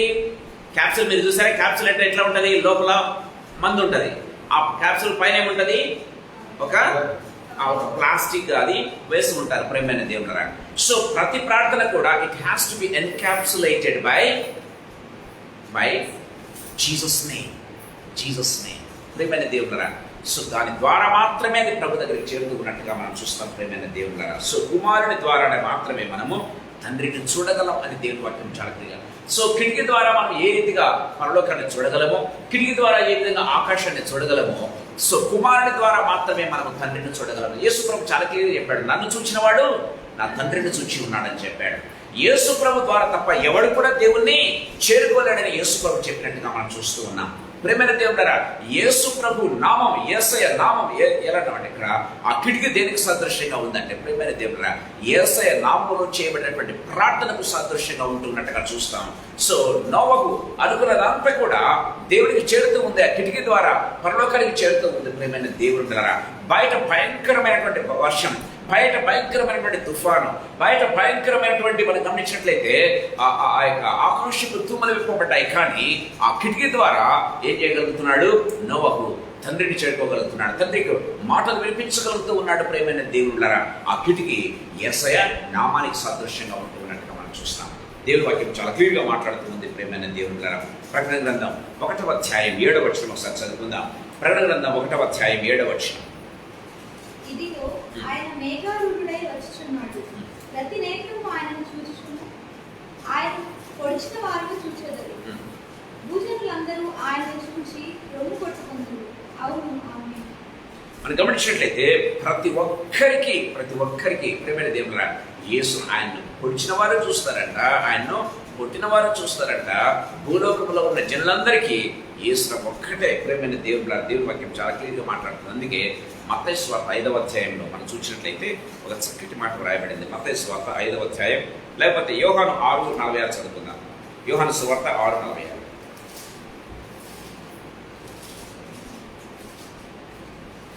కుమారుని చూచి ఆయనందు విశ్వాసం ఉంచు ప్రతి వాడును నిత్య జీవం పొందుటయే నా తండ్రి చిత్తము. కుమారుని చూచి ఆయన యందు విశ్వాసం ఉంచువారు నిత్య జీవం పొందుటయే నా తండ్రి చిత్తము. దేవుని వాక్యం సెలవిస్తున్నట్టుగా చూస్తాం. సో యేసయ్య నామానికి అంత శక్తి ఉన్నట్టు. ఆ ఓడకు ఒకే ఒక కిటికీ ఉందంట. ఆ కిటికీ ఉంది. ఆ కిటికీ ద్వారా బయటకు చూడగలడు, తండ్రికి ప్రార్థించగలడు. ప్రేమైన దేవుడురా, యేసయ్య నామము అనేటువంటి కిటికీ ఉంది. ప్రేమైన దేవుడురా, అదే ఏం చేస్తుందంటే నోహును రక్షిస్తూ ఉన్నట్టుగా మనం చూస్తాం. 5వ తలపు మీకు చెప్పాలని ఆశపడుతున్నాం. మనం గమనించినట్లయితే చూడండి, ఆ ఓడకు కిటికీ చేసి పైనుండి మూరడు క్రిందకు దాన్ని మగిల్చవలను. ఆ ఓడ తలుపు దాని ప్రక్కన ఉంచవలను. ఆ ఓడకి ఏంటంట, ఒకే ఒక కిటికీ ఉంది. ఆ ఓడకు ఒకే ఒక తలుపు ఉంది, ఒకే ఒక ద్వారం ఉంది. ప్రేమైన దేవుడులారా, దేవుని వాక్యం చాలా క్లియర్గా మాట్లాడుతున్నట్టుగా చూస్తాం. ఆ ఓడకు ఒకే ఒక ద్వారం ఉంది. ఎవరైనా ఆ ఓడలో ప్రవేశించాలంటే ఆ ద్వారం ద్వారానే ప్రవేశించాలి. ఆ ద్వారం ద్వారానే ప్రవేశించాలి తప్పితే ఇంకా వేరొక మార్గం లేదు. వేరొక మార్గమే లేదు. ప్రేమైన దేవుడులారా, ఆ మార్గము, ఆ ద్వారము, ఆ తలుపు నేనే అని యేసు ప్రభు చెప్తూ ఉన్నట్టుగా మనం చూస్తాం. నేనే మార్గం, నేనే సత్యం, నేనే జీవం అని యేసు ప్రభు చెప్తూ ఉన్నట్టుగా మనం చూస్తాం. ప్రేమైన దేవుడులారా, సో మనం గమనించినట్లయితే ఆ ఓడకు ఒకే ఒక తలుపు ఉందని దేవుని వాక్యము చాలా క్లియర్గా మనతో మాట్లాడుతూ ఉన్నట్టుగా మనం చూస్తాం. ప్రేమ యోహాను సువార్త 14వ అధ్యాయం 6వ వచనం ఒకసారి చదువుకుందాం. నేనే మార్గం, నా ద్వారానే తప్ప ఎవడును తండ్రి యొద్దకు రాడు. నా ద్వారానే తప్ప ఎవడును కూడా రక్షణ పొందుకోలేడని యేసు ప్రభు చాలా క్లియర్గా మాట్లాడుతూ ఉన్నట్టుగా చూస్తాం. చూడండి, యోహాను సువార్త 10వ అధ్యాయం 9వ వచనం చదువుకుందాం. యోహాను సువార్త 10వ అధ్యాయం 9వ వచనం. నేనే ద్వారమును. యేసు ప్రభు ఏమంటున్నాడు? నేనే. గొర్రెలు ఏం చేస్తాయంటే రక్షణ పొందినట్టు గొర్రెలు ఆ ద్వారం ద్వారా లోపలికి వెళుతూ బయటకు వస్తూ మేతమేయిచూ ఉండును అని దేవుని వాక్యం చాలా క్లియర్గా మాట్లాడుతున్నట్టుగా చూస్తాం. సో ఆ ఓడలో నుంచి బయటకు రావాలన్నా, ఆ ఓడలోకి ప్రవేశించాలన్నా ఒకటే ఒక ద్వారము. ఆ ద్వారం యేసుక్రీస్తు అని దేవుని వాక్యం చాలా నేనే ద్వారము అని ఆయన చెప్తూ ఉన్నట్టుగా మనం చూస్తాం. ప్రేమ వల్ల అపోస్తల కార్యములు 4వ అధ్యాయం 12వ వచనం ఒకసారి చదువుకుందాం. అపోస్తల కార్యములు 4:12. మరి ఎవరి వలన రక్షణ కలగదు? ఈ నామమునే మనం రక్షణ పొందవలను గాని ప్రైజ్ బీ టు గాడ్. దేవుని వాక్యం చాలా క్లియర్గా మాట్లాడుతున్నట్టుగా చూస్తాం. మరి ఏ నామం వలన కానీ, ఏ వ్యక్తి వలన కానీ రక్షణ కలగదు. కానీ సో పైన కానీ క్రింద కానీ, సో ఇంకా ఏ లోకములనైనా కూడా యేసునామం ద్వారా ఒక్కటి మాత్రమే మనకు రక్షణ. ఆయనే ద్వారము అని దేవుని వాక్యం సెలవిస్తుంది. ప్రేమైన దేవుడారా, చూడండి, మనం గమనించినట్లయితే ప్రకటన గ్రంథం 4వ అధ్యాయం 1వ వచనం ఒకసారి చదువుకుందాం. ప్రకటన గ్రంథం 4వ అధ్యాయం 1వ వచనం. ఈ సంగతులు జరిగిన తరువాత నేను చూడగా అదిగో పరలోకమందు ఒక తలుపు తెరవబడి, అదిగో పరలోకమందు ఒక తలుపు తెరవబడెను. మరియు నేను మొదట విన్న స్వరము మూఢధ్వని వలె నాతో మాట్లాడగా వింటిని. Praise be to God. మనం గమనించినట్లయితే పరలోకంలో కూడా ఒక తలుపు ఉందంట. ప్రేమైన దేవుని ద్వారా ఎవరైతే ఈ ద్వారంలో ప్రవేశిస్తారో పరలోకములో ప్రవేశించడానికి అదే ఒక్క మార్గం, అదే ఒక ద్వారం. దేవుని వాక్యం చాలా క్లియర్గా మాట్లాడుతున్నట్టుగా చూస్తాం. అదే యేసయ్య ద్వారం. నేనే మార్గం, నేనే మార్గం అని ప్రభు చెప్తున్నాడు. ఆ మార్గం తప్ప వేరొక మార్గమే లేదు అని దేవుని వాక్యం చాలా క్లియర్గా మాట్లాడు. అందుకే యేసు ప్రభు అంటున్నాడు, ఇది చాలా ఇరుకు మార్గం అని దేవుడు చెప్తూ ఉన్నట్టుగా మనం చూస్తాం. మత్తయి 7:13 మనం చూసినట్లయితే ఇరుకు మార్గంలో ప్రవేశించుడి అని దేవుని వాక్యం సెలవిస్తుంది. జీవమునకు పో మార్గము ద్వారము అది ఇరుకును, సంకుచితమైనది దాన్ని కనుగొనవారు కొందరే అని బైబిల్ వాక్యం సెలవిస్తుంది. దాన్ని కనుగొని వారు కొందరే అంట. ప్రేమైన దేవుడా, భూలోకంలో ఎన్ని లక్షల మంది ఉన్నారో అప్పుడు, కానీ ఆ రక్షణ ఓడలోకి ప్రవేశించిన వారు కొందరే. ఎంతమంది? 8 మంది మాత్రమే. దేవుని వాక్యం చాలా క్లియర్గా మాట్లాడుతున్నట్టుగా మనం చూస్తాం. ప్రేమైన దేవుడా, అందుకే ఆ ద్వారము ఇరుకు మార్గము అని దేవుడు సెలవిస్తున్నాడు. ఆ మార్గము ఇరుకు ద్వారం, ఆ మార్గం ఇరుకు మార్గం. ఆ ఇరుకు మార్గం ఏంటంటే విశ్వాస మార్గం. ప్రేమైన దేవుడా, యేసు ప్రభువునందు విశ్వాసం ఉంచడం ద్వారానే. అది ఎంత డిఫికల్ట్ కొన్నిసార్లు యేసునామందు కేవలం యేసు నామాన్ని నమ్ముకుని ప్రేమైన దేవుడు ఉండటం కొన్నిసార్లు చాలా కష్టం అనిపిస్తుంది. ఎందుకంటే లాజికల్గా ఆలోచన చేస్తే ప్రేమైన దేవుడారా, లేకపోతే ఇహలోక పరంగా ఆలోచన చేస్తే కంప్లీట్లీ మనల్ని ఏమనుకుంటారంటే మనల్ని పిచ్చి వాళ్ళు అనుకుంటారు ప్రేమైన దేవుడారా. కానీ ఆ యేసునామందు ఆ ఇరుకు మార్గంలో ఎవరైతే ఇరుకు మార్గంలో ప్రవేశించేవారు కొందరే అని దేవుని వాక్యం సెలవిస్తుంది. నోవహు 120 సంవత్సరములు నమ్మాడు. ప్రేమైన నమ్మడం మాత్రమే కాదు, తను నమ్ముకున్న దాన్ని ఏం చేశాడు? ప్రవచించాడు, చెప్పాడు. ప్రేమైన దేవుని పిల్లరా, ఒకవేళ జలప్రలయం రాకపోయి ఉంటే నోవహు ఏమయ్యేవాడండి? ఎగతాళి ప్రాయం కదండి. ఎంత ఎగతాళి ప్రాయమో! తను పెట్టినటువంటి ఖర్చు కొన్ని లక్షలు పెట్టి ఏం చేశాడు? ఖర్చు చేసి ఏం చేశాడు? ఓడ నిర్మించాడు. కానీ ఒక్క చుక్క ఆకాశం నుంచి పడలేదనుకోండి ప్రేమైన దేవుడరా, అతను నవ్వుల పాలు మాత్రమే కాదు, తను పెట్టిన ఖర్చు అంతా కూడా వ్యర్థమైపోతుంది ప్రేమైన దేవుడరా. కానీ ఆ ఇరుకు మార్గంలో ప్రవేశించేది బహు కొందరే. నోవహు కుమారులు కోడనరు అతని భార్య మాత్రమే ప్రవేశించడం చూస్తాం. అందుకే ఇరుకు మార్గంలో సంకృతిని దాన్ని కనుగొని వారు కొందరే అని యేసు ప్రభు మత్తయి సువార్త 7:13 చెప్తూ ఉన్నట్టుగా చూస్తాం. నా ద్వారానే తప్ప ఎవడునో తండ్రి యొద్దకు రాడు అని యేసు ప్రభు చాలా క్లియర్గా మాట్లాడుతున్నట్టుగా చూస్తాం. తిమోతికి రాసిన మొదటి పత్రిక 2వ అధ్యాయం 5వ వచనంలో చూసినట్లయితే దేవుడొక్కడే, దేవునికి నరులకును మధ్యవర్తియు ఒక్కడే అని దేవుని వాక్యం సెలవిస్తుంది. దేవుడొక్కడే, దేవునికి నరులకును మధ్యవర్తి ఒక్కడే, ఆయన ప్రభు అయిన యేసుక్రీస్తు, లేకపోతే క్రీస్తు యేసును నరుడు అని బైబిల్లో చాలా క్లియర్గా మాట్లాడుతూ ఉన్నట్టుగా మనం చూస్తాం ప్రేమైన దేవుని పిల్లరా. ఆయన గమనించినట్లయితే పరలోకానికి మార్గం ఈయన ఒక్కడే అని దేవుని వాక్యం చాలా క్లియర్గా మాట్లాడుతున్నట్టుగా చూస్తాం. యాకోబుకు ఒక కళ వచ్చింది మనం గమనించినట్లయితే. మనం చూస్తాం ఆదికాండం 28వ అధ్యాయం 12వ వచనం మనం చూసినట్లయితే యాకోబుకు కళ వస్తుంది. దయచేసి గమనించండి. యాకోబు నిద్రపోతుంటే, అలసిపోయి నిద్రపోతే ప్రేమైన దేవుడు యాకోబుకు దేవుడు కళ ఇచ్చినట్టుగా చూస్తాం. చూడండి 12వ వచనం చదువుకుందాం.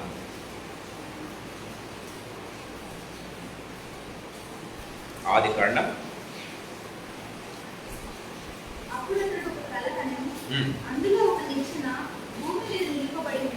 అందులో ఒక నిచ్చెన భూమి మీద నిలుపబడి ఉండెను, దాని కొన ఆకాశమునంటెను, దాని మీద దేవుని దూతలు ఎక్కుచూ దిగుచూ నుండిరి. ప్రేమైన వాళ్ళరా, ఈ యొక్క నిచ్చెన ఉందనట. అది ఏంటంట? భూలోకములో ఒక కొన ఉందంట, పరలోకములో ఒక కొన ఉందంట. భూలోకములో నుంచి పరలోకానికి ఉన్నటువంటి ఒకే ఒక నిచ్చెన, ఒక కొనేమో భూమి మీద ఉంది, మరొకనేమో పరలోకంలో ఉంది. ప్రేమైన వాళ్ళు, what a beautiful vision it is, what a beautiful dream. ప్రేమైన దేవుని ద్వారా యాకోబుకు దేవుడిచ్చాడు. ఆ యొక్క నిచ్చెన మీద ఎవరంట? దేవదూతలు ఎక్కుచూ దిగుచూ ఉండిరని బైబిల్లో వ్రాయబడింది. ప్రేమైన వాళ్ళరా, ఈ నిచ్చెన ఎవరో తెలుసా? ఈ నిచ్చెన యేసు ప్రభు. ప్రేమైన దేవుడు చూడండి, యోహాను సువార్త 1వ అధ్యాయం 51వ వచనం చదువుకుందాం. యోహాను సువార్త 1వ అధ్యాయం 51వ వచనం. మరియు ఆయన, మీరు ఆకాశము తెరవబడుటయు దేవుని దూతలు మనుష్య కుమారుని పైగా ఎక్కుటయు దిగుటయు చూతురు. ప్రేమ వాళ్ళ దేవుళ్ళారా, ఇందాక నిచ్చెన యాకోబు చూశాడు. అంటే భూమి మీద వెళ్లాల్సిందే, ఎవరైనా పరలోకం నుంచి భూలోకానికి రావాల్సిందే, ఆ నిచ్చెన మీద దిగాల్సిందే. ప్రేమైన దేవుని బిడ్డలారా, దేవదూతలు సైతం మనం గమనించినట్లయితే దేవదూతలు సైతం యేసయ్య నామాన్ని పట్టుకోకుండా వాళ్ళు పరలోకంలో ప్రవేశించలేరు. దేవుని వాక్యం చాలా క్లియర్గా మాట్లాడుతున్నట్టుగా మనం చూస్తాం. మనమైనా సరే ఆ పరలోకంలో వెళ్ళాలంటే ఈ నిచ్చెన ద్వారా మనం వెళ్ళాల్సిందే. అందుకే ప్రభు అన్నాడు, ఇదిగో నేను పైకెత్తబడినప్పుడు ఏం చేస్తారంట? అనేకులను నా వైపు ఆకర్షించుకుందును. ఆ నిచ్చెన యేసు ప్రభు. ప్రేమైన దేవుని బిడ్డలారా, దేవుని వాక్యం చాలా క్లియర్ మాట్లాడుతున్నట్టుగా చూస్తాం. కేవలం ఈ నిచ్చెన ద్వారా మాత్రమే మనం పరలోకానికి మనం చేరగలము అని దేవుని వాక్యం చాలా క్లియర్గా మనతో మాట్లాడుతున్నట్టుగా మనం చూస్తాం. ప్రభు మనతో మాట్లాడుతున్నాడు. సాయంకాల సమయంలో మన జీవితాలు నిజంగా ప్రశ్నించుకుందాం ప్రేమైన దేవుని బిడ్డలారా. ఇంకా మనం ముందుకు వెళ్ళినట్లయితే దయచేసి గమనించండి. ఆదికాండం 6వ అధ్యాయంలో మనం చూద్దాం ప్రేమైన దేవుడు. ఇంకా మనం గమనించినట్లయితే దేవుని వాక్యం మనం చూస్తున్నాం.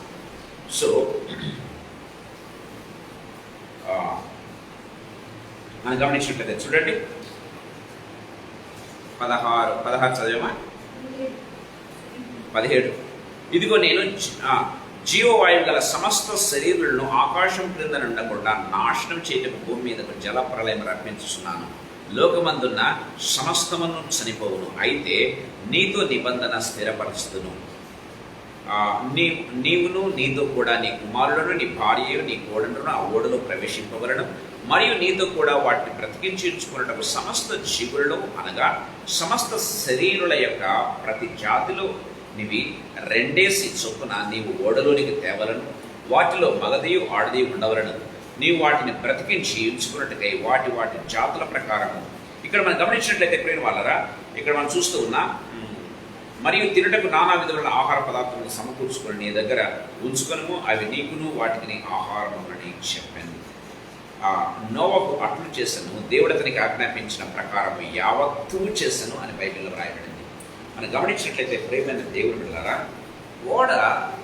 ఓడ కెపాసిటీ మనం గమనించినట్లయితే మనం చూస్తూ ఉన్నాం. ఎంత అది? 300 మనం చూసాం. ఓడ యొక్క కెపాసిటీ 450 అడుగుల పొడవు. 450 అడుగులు అంటే ఎంత అండి? ఇక్కడ నుంచి రోడ్డు అంత ఉంటుందా? 450 అడుగులు. చూస్తే ఆ ఓడ పెద్ద వెరీ ఏమంటారు, గైగాంటిక్ ఏంది కాదు ప్రేమైన దేవులారా. మనం అంటుంటాం కదా, ఏంది టైటానిక్ షిప్ అని. టైటానిక్ షిప్ అంత పెద్దదేం కాదు అది మనం గమనించినట్లయితే కదా. చూడటానికి వెరీ నార్మల్ ఓడ. 450 అడుగులు. 450 అడుగులు ఇక్కడ నుంచి మనం వేస్తే ఆ యొక్క రోడ్డు పొడవులు కూడా ఉండకపోవచ్చు. 450 అడుగులు అంటే 150 1 కిలోమీటర్ ఉంటుందా? 1 కిలోమీటర్ అనుకున్నాం. 450 అడుగులు. 450 అడుగులు అంటే 150 మీటర్స్. 150 మీటర్స్ అంటే 1 కిలోమీటర్ నర అనుకుందామా? 150 మీటర్స్ అంటే చాలా తక్కువ యాక్చువల్లీ గమనించట్లేదు. సో కేవలం అంటే చూడడానికి అది చాలా వెరీ సాధారణమైనటువంటి ఓడ. సో 450 అడుగుల పొడవు ఉంది, 75 అడుగులే ఎంత అది వెడల్పు. 75 అడుగులు వెడల్పు. 75 అడుగులు వెడల్పు అంటే ఇది 15 అడుగులు. 75 అడుగులు అంటే ఇక్కడ నుంచి మనకు దాదాపు పక్కన ఉన్నటువంటి ఇల్లు అంతకంటే ఎక్కువ అంతే ఉండేది. తర్వాత ఓడ ఎంత? 45 అడుగులు ఎత్తు. 45 అడుగులు ఎత్తు. ఇది ఒక 11 అడుగులు అంటే దీనికంటే 2-3 అంతులు, ఎందుకంటే 3 అంతస్తులు ఉంది కాబట్టి.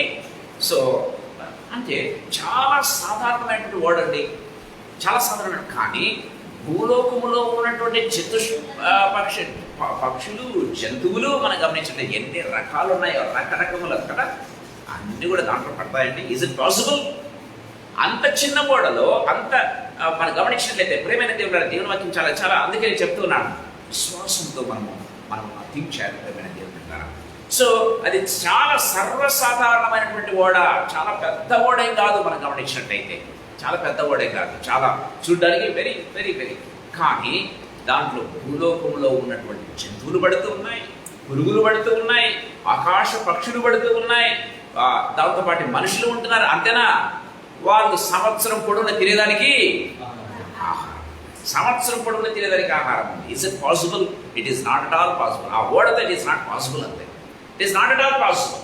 ఆ ఓడలో మహా అంటే ఒక ఏనుగు, ఒక సింహము, ఒక 10 సింహాలు పడితే ప్రేమైన దేవులారా సరిపోదు. యాక్చువల్గా మనం గమనించే సమస్తం పడుతుందట. That is the beauty of the Lord. దేవుని మాట వింటే ప్రేమైన దేవులారా, సో చూడడానికి అది చాలా సాధారణంగా ఉంటుంది, కానీ ఎంతమందికైనా కూడా అది అకామిడేట్ చేస్తుంది. ఎంతమందికైనా ఒకవేళ ఆ భూలోకంలో ఉన్న జనులందరూ కూడా మేము కూడా రక్షణ పొందుకుంటామని వచ్చి కూడా సరిపోయి ఉండేది. ఖచ్చితంగా సరిపోయి ఉండేది ప్రేమైన దేవులారా. ఎంతమందినైనా అకామిడేట్ చేయగలదు. చూడండి, యోహాను సువార్త 1వ అధ్యాయం 12వ వచనం చదువుకుందాం. యోహాను సువార్త 1వ అధ్యాయం 12వ వచనం చదువుకుందాం.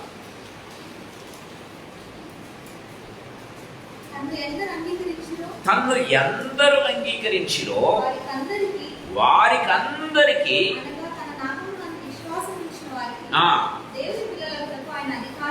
Praise be to God. ఆ ఓడంట ప్రేమైన దేవుని ద్వారా యేసయ్య నామంలో, యేసయ్య రక్తం అంట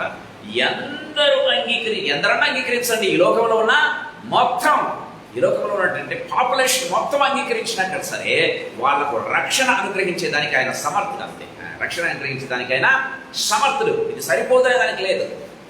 ప్రేమైన దేవులారా, యేసయ్య ఓడ, యేసయ్య శరీరం మనం గమనించినట్లయితే యేసయ్య రక్తం సమస్త పాపలు బైబిల్లో వ్రాయబడింది. హెబ్రీయులకు రాసిన పత్రిక 10వ అధ్యాయంలో ఆయన ఒక్కసారే మరణించిన బైబిల్లో వ్రాయబడింది. ఎందుకు ఒక్కసారే మరణించాడు? వాళ్ళు చదవండి వచ్చినాడు. హెబ్రీయులకు రాసిన పత్రికలో మనం చూస్తాం. ఆయన ఒక్కసారే మరణించాడు, ఈయన మనకు సరిపోయిన వాడని బైబిల్లో రాయబడింది. చూడండి, హెబ్రీయులకు రాసినటువంటి పత్రిక, హెబ్రీయులకు రాసినటువంటి పత్రిక ముందు చదువుతారా?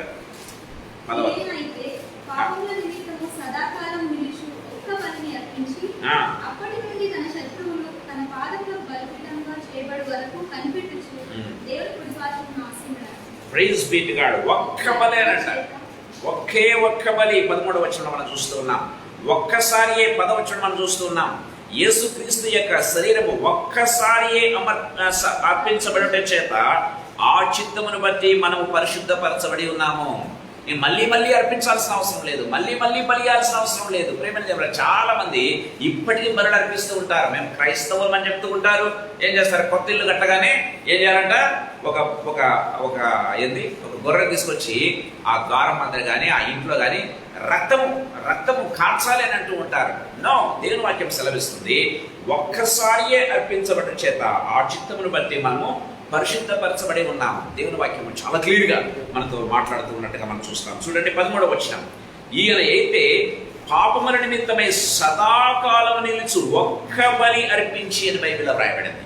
సదాకాలం అంటే ఎప్పటికైనా సరే ఒకే ఒక బలి, ఎప్పటికైనా సరే ఒకే ఒక బలి. చూడండి 13వ వచనం, 14వ వచనం.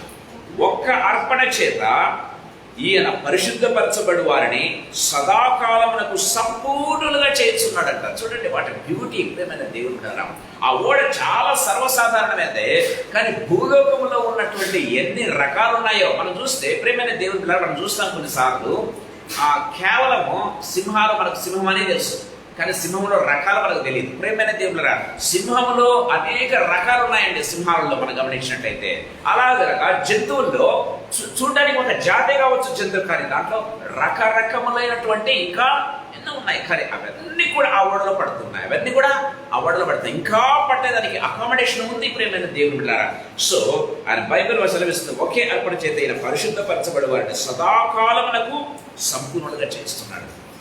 అందుకే తను ఎందరూ అంగీకరిస్తారు. ఎందరన్నా అంగీకరించనివ్వండి, 100 మంది, 1000 కోట్ల మంది, లక్షల కోట్ల మంది అందరూ అంగీకరించిన వారందరికీ రక్షణ దయచేసినకు ఆయన సమర్థుడు. ఆయన సమర్థుడు. ఎందరు అంగీకరించిన వారందరూ దేవుని పిల్లలకు ఆయన అధికారం ఇచ్చను అని దేవుని వాక్యం చాలా క్లియర్గా మాట్లాడుతుంది. చూడండి, మనం గమనించినట్లయితే ఈయనే మనకు సరిపోయిన వాడు అని బైబిల్లో రాయబడింది. చూడండి, ఈయనే మనకు సరిపోయినటువంటి వాడు.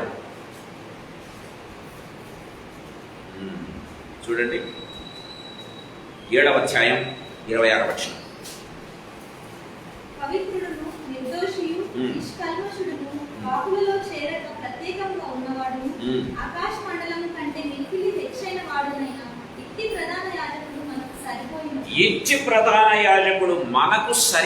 వాడు. కింద చూస్తే మనకు తగినవాడు అని ఉంటుంది. ప్రేమైన దేవుడు, సో మనకు సరిపోయిన వాడు ఎవరంటే ఈయన. మనం ఎంత తగ్గు స్థితిలో ఉన్నా ఆయన మనకు సరిపోతాడు, ఎంత హైలో ఉన్నా మనకు సరిపోతాడు, ఎక్కడ ఉన్నా మనకు సరిపోతాడు. ప్రేమైన దేవుడు అంటే నీ లెవెల్కు నా లెవెల్కు అంతగా తగ్గించుకున్నవాడు ఆయన. సరిపోయినటువంటి సరైనటువంటి జత అంటారు చూసారా, ఆ రీతిగా నీకు సరిపోయిన వాడు, నాకు సరిపోయిన వాడు, తనకు సరిపోయిన వాడు, మరొకరికి సరిపోయిన వాడు, అందరికీ సరిపోయిన వాడు ఈయన ఒక్కడేనంట. ప్రేమైన దేవుడు దేవుని వాక్యం చాలా క్లియర్గా మాట్లాడుతున్నట్టుగా మనం చూస్తాం. అందుకే ఇక్కడ మనం చూస్తూ ఉన్నాం 28వ వచనం చివరి వాళ్ళు మనం గమనించినట్లయితే ఈయన ప్రధాన యాజకుల వలె మొదట తన సొంత పాపముల కొరకు, తర్వాత ప్రజల పాపముల కొరకు దినదినము బలును అర్పించవలసిన అవసరం గలవాడు కాడు. తను తాను అర్పించుకున్నప్పుడు ఒక్కసారి ఈయన పనిచేసి ముగించను. ఒక్కసారి ఈయన పనిచేసి ముగించను. సో అంటే ప్రేమైన దేవుడారా, అంటే భూతకాలానికి, వర్తమాన కాలానికి, భవిష్యత్ కాలానికి ఒకే ఒక్క బలి ఆయన అర్పించగల సమర్థుడు, శక్తి గలవాడు, చేసినవాడు ఆయన ఒక్కడే. ప్రేమైన దేవుడారా, అందుకే యేసునామాన్ని నమ్ముకున్న వారిని సైతం రక్షించేదానికి మనం బైబిల్లో గమనించినట్లయితే బైబిల్లో మనం చూస్తూ ఉన్నాం. నోవహు కాలంలో ఎంతమంది అయితే చనిపోయారో వారిని రక్షించడానికి దేవుడు ఏం చేశాడు? భూమి అడుగు భాగంలోనికి వెళ్ళాడని బైబిల్ మనం చూస్తూ ఉన్నాం కదా. ఐ థింక్ లాస్ట్ వీక్ మనం చూసాం. మనం గమనించినట్లయితే భూమి అడుగు భాగాల్లోనికి వెళ్ళాడు. ఆయన మరణించినప్పుడు 3 దినాలు ఎక్కడికి వెళ్ళాడంటే ప్రియమైన దేవుని బిడ్డలారా, ఎక్కడికి వెళ్ళాడు? నోవహు దినముల్లో చనిపోయినటువంటి వారిని సైతం, అంటే పాత నిబంధన గ్రంథములు యేసయ్యను నమ్ముకోకుండా లేకపోతే దేవుని నమ్ముకోకుండా భక్తి లేకుండా ఎందరైతే చనిపోయారో వాళ్ళకు ప్రత్యక్షం చేసుకోవడానికి చెరగా తీసుకుని పోయడానికి వాళ్ళందరూ చెరలో ఉన్నారు. చెరగా తీసుకుపోయడానికి ఆయన చనిపోయిన తర్వాత 3 దినాలు ఊరికి వెళ్ళాడు. ఆయన 3 దినాలు ఎక్కడికి వెళ్ళాడు? భూమి దిగువ భాగంలోనికి వెళ్ళాను అని బైబిల్లో రాయబడింది. వారిని చెరగా తీసుకుని పోయారని బైబిల్లో రాయబడింది కదా. యూదా పత్రికలు కూడా మనం చూస్తాం. చూడండి, యూదా పత్రికలో మనం గమనించినట్లయితే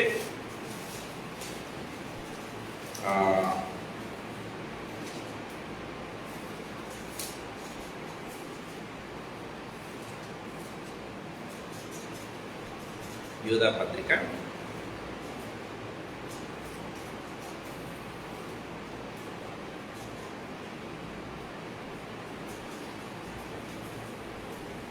8వ పత్రికను గమనించినట్లయితే నోవహు దినముల్లో ఉండవారని కూడా సైతం ఆయన రక్షించడానికైనా ఆయన లోపలికి వెళ్ళాడని బైబిల్లో మనం చూస్తాం. సో దేవుని వాక్యం చాలా క్లియర్గా మాట్లాడుతున్నట్టుగా చూస్తాం.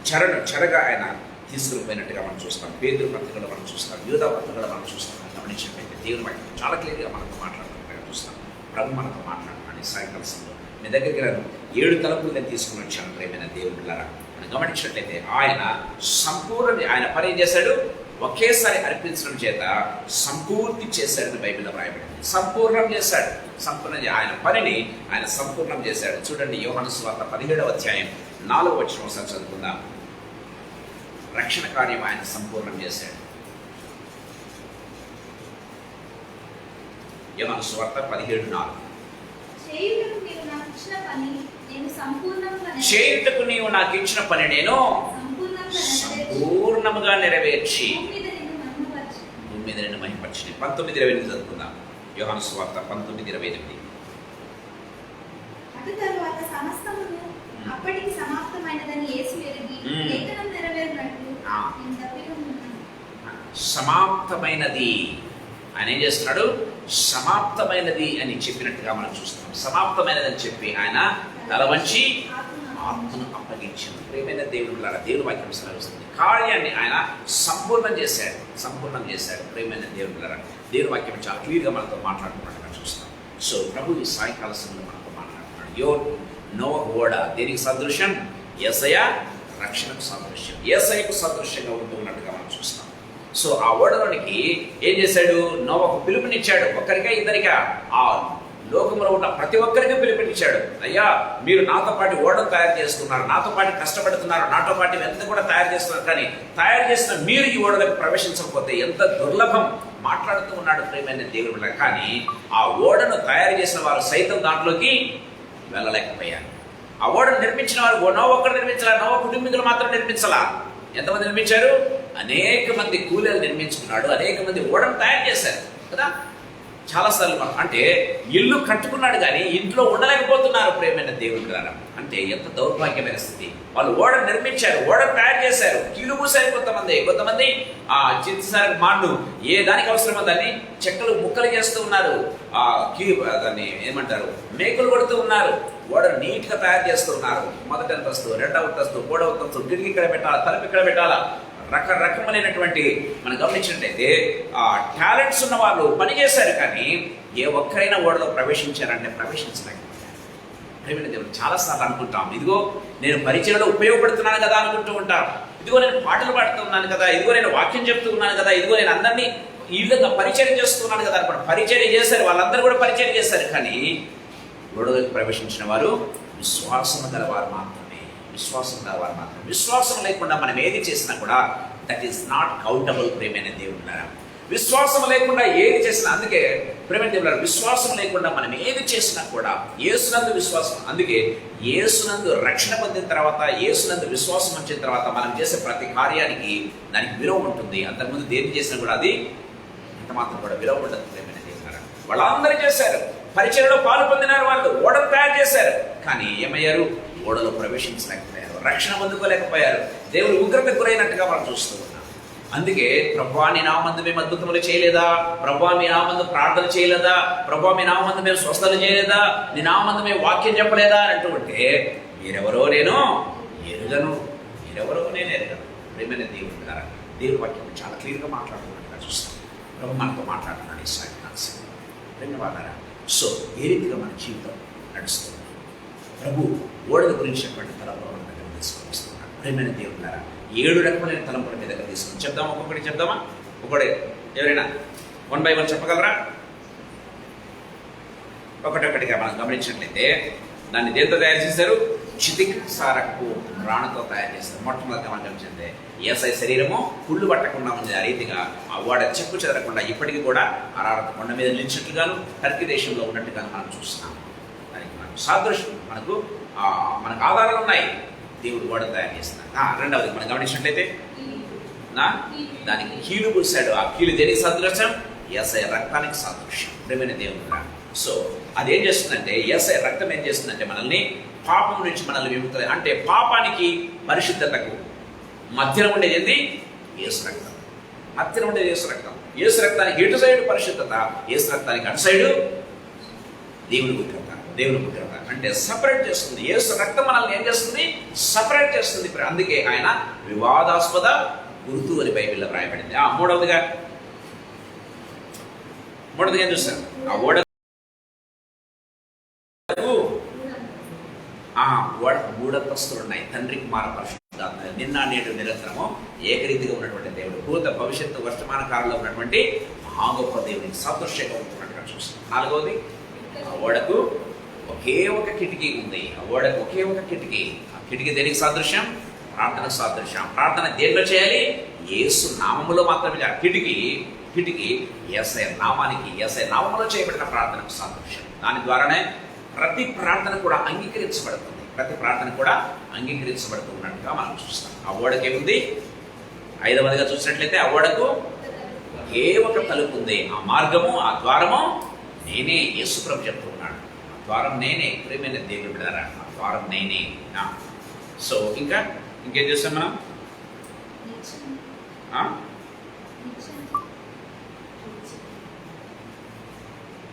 కిటికీ తర్వాత సో ఆ ఓడ చూడడానికి చాలా సామాన్యంగా ఉన్నప్పటికీ, ఎంత చిన్నదిగా ఉన్నప్పటికీ కానీ ఎంతమందినైనా కూడా అకామిడేట్ చేసేదానికి శక్తి కలిగింది. ఎంతమందినైనా అకామిడేట్ చేస్తుంది. అందుకే ఎందరు తనను అంగీకరించినో వారందరికీ ఆయన దేవుని పిల్లలకు అధికారం ఇచ్చాడు.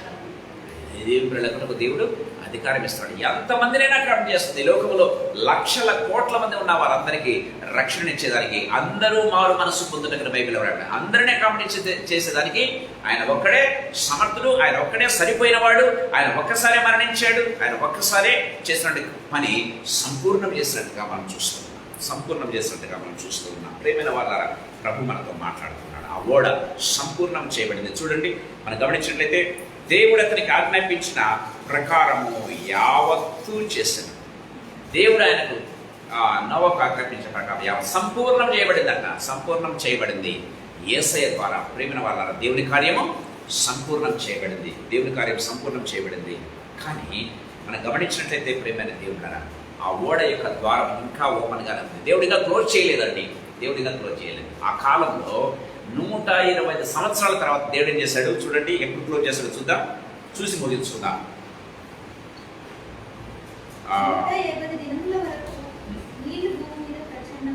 కాదు, దేవుడు క్లోజ్ చేస్తాడు కిటికీని, డోర్ను దేవుడు క్లోజ్ చేస్తాడు. చూడండి,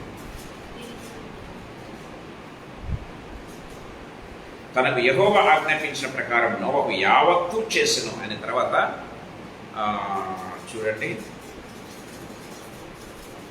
దేవుడు దాన్ని మూసివేసినంట. చూడండి,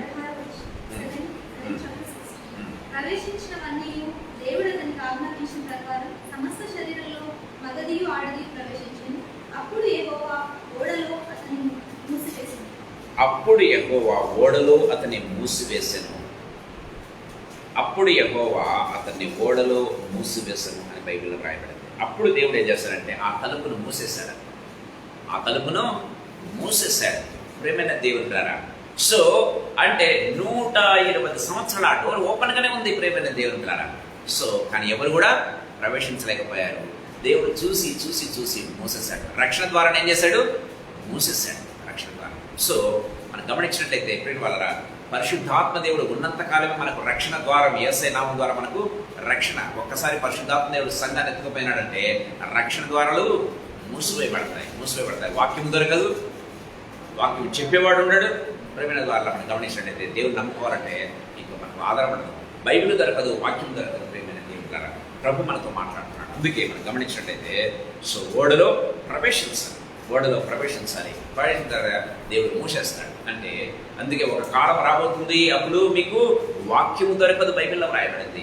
రక్షణ దొరకదని బైబిల్లో వ్రాయబడింది. ప్రేమైన దేవుని ద్వారా దేవుడి వాక్యం చాలా క్లియర్గా మనతో మాట్లాడుతున్నట్టుగా చూస్తుంది. ఎందుకంటే దేవుడు ద్వారాన్ని మూసివేయబోతున్నాడు. అందుకు ఆ మూసివేయకముందే మనం ఏం చేయాలి? ప్రేమైన దేవుడు యేసయ్య రక్షణలో మనం ఉండాలి. ప్రేమ వారా సో మనమందరం కూడా యేసయ్య రక్షణలో, యేసయ్య ఓడలో ఉన్నట్లయితే ఎంతో ధన్యులము అని దేవుని వాక్యం చాలా క్లియర్గా మాట్లాడుతుంది. ఒకవేళ మన చుట్టూ ఉన్నవారు ఎంతమంది ఈ రక్షణ ఓడలోకి ప్రవేశించలేకపోతున్నారు ప్రేమైన దేవుని ద్వారా. సో మనం చేయాల్సిన పని మనం చేయాలి. నోవహు చేయాల్సినంత కూడా యావత్తును చేశారని బైబిల్లో వ్రాయబడింది. కానీ వారు రక్షణ పోగొట్టుకున్నారు. కానీ మనం చేయాల్సిన యావత్తు మనం చేస్తున్నామా? ఈ సాయంకాల సమయంలో ప్రభు మనతో ప్రశ్నిస్తూ ఉన్నాడు. ప్రేమ తనకు యెహోవా ఆజ్ఞాపించిన ప్రకారం నోవహు యావత్తు చేసిన బైబిల్లో ముమ్మారు వ్రాయబడింది యావత్తు చేసినని. ప్రేమైన వాళ్ళారా మనం గమనించినట్లయితే దేవుని వాక్యం మనం చూస్తూ ఉన్నాం. సో దేవుడు మనకు ఆజ్ఞాపించాడు, మీరు సర్వలోకానికి వెళ్ళి సర్వ సృష్టికి సువార్త ప్రకటించండి. మనం సర్వలోకానికి వెళ్ళాలక్కర్లా, సర్వ సృష్టికి వెళ్ళాల్సిన అక్కర్లా, కనీసం మన ప్రకటన వారికి, కనీసం మన కొలీగ్స్కి, కనీసం మన ఇంటి ఇరుగు పొరుగు వారికి, ప్రేమైన వాళ్ళారా మన క్లాస్మేట్స్ నిజంగా చెప్పగలుగుతున్నామా? ఎక్కడికో వెళ్ళకుండా ఎంతమంది నిజంగా అంటే యెహోవా తనకు ఆజ్ఞాపించిన యావత్తు నోవహు చేస్తే యేసు ప్రభు ఆజ్ఞాపించిన చిన్న పని మనం చేయలేకపోతున్నాం. దేవుడు ప్రభు మనతో మాట్లాడుతున్నాడు. ఈ రక్షణ ద్వారాలు మూయబడకుంటే మనం ప్రార్థన చేసి ప్రభు దగ్గర మనం మోకరించినట్లయితే దేవుడు మనకు రక్షణ ఫలాలు మనం అనిపించడానికి దేవుడు గమనిస్తాడు. ప్రభు మనతో మాట్లాడుతూ ఉండగా తల్లి వంచుకుందాం, ప్రార్థన చేసుకుందాం. తల్లి వంచుకుని ప్రార్థన చేసుకుందాం.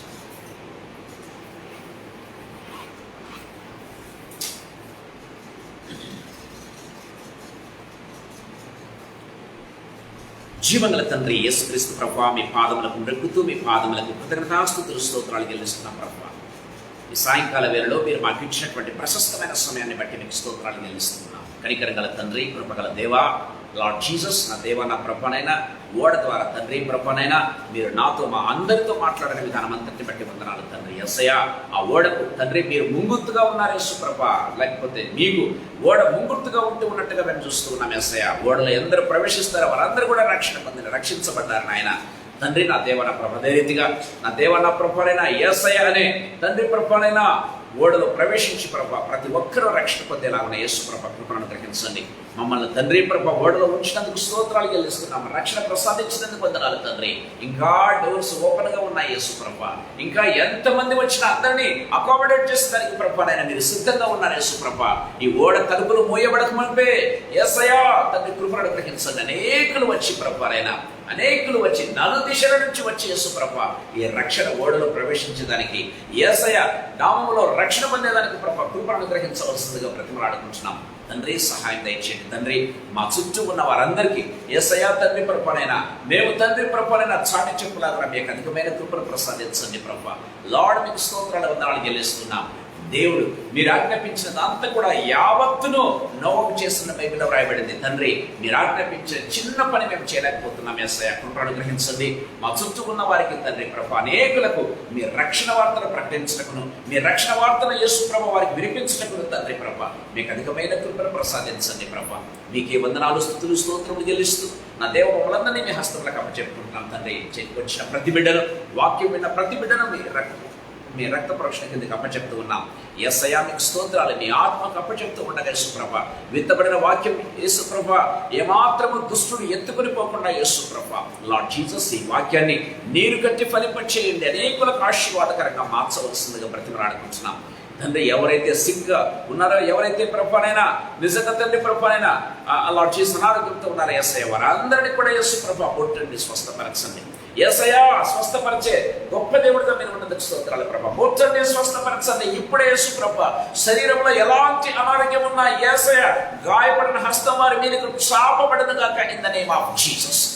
Let them be completely be healed in the name of Jesus. మీకు స్తోత్రాలు చెల్లిస్తున్నా. కృపను గ్రహించండి. శారీరక మానసిక ఆత్మీయ తండ్రి ప్రభానైన ప్రతి సిక్నెస్ యేసయ్య శక్తిగల నామములో తొలగించబడను గాక. సంపూర్ణ ఆరోగ్యవంతులగుదురు గాక in the name of Jesus. మీకు స్తోత్రాలు చెల్లిస్తున్నా. ప్రతి ఒక్కరి అక్కర తీర్చండి యేసుప్రభ. అవసరం తీర్చండి యేసుప్రభ. ఎవరెవరు ఎలాంటి అవసరంలో ఉన్నారో వారందరి అవసరత యేసయ్య శక్తిగల నామములో తీర్చబడను గాక. నా దేవా నా ప్రభా మీకు స్తోత్రాలు. తండ్రి ప్రభానైనా తండ్రి ప్రభ ఆర్థికపరమైన అవసరతలు యేసుప్రభ, ఆరోగ్యపరమైన అవసరతలు నా దేవనైన ఆత్మీయ అవసరతలన్నీ కూడా యేసయ్య శక్తిగల నామములో తీర్చబడను గాక. మీకే వందనాలు చెల్లిస్తూ మమ్మల్ని మీ హస్తములకు అప్పచెప్పుకుంటూ యేసయ్య శక్తిగల నామమునందు మహిమగల పరిశుద్ధమైన ఉన్నతమైన జీవగల నామమునందు స్తోత్రాలు చెల్లించి వేడుకొని పొంది నామ తండ్రి. ఆమేన్ ఆమేన్.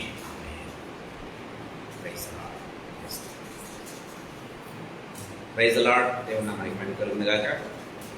సో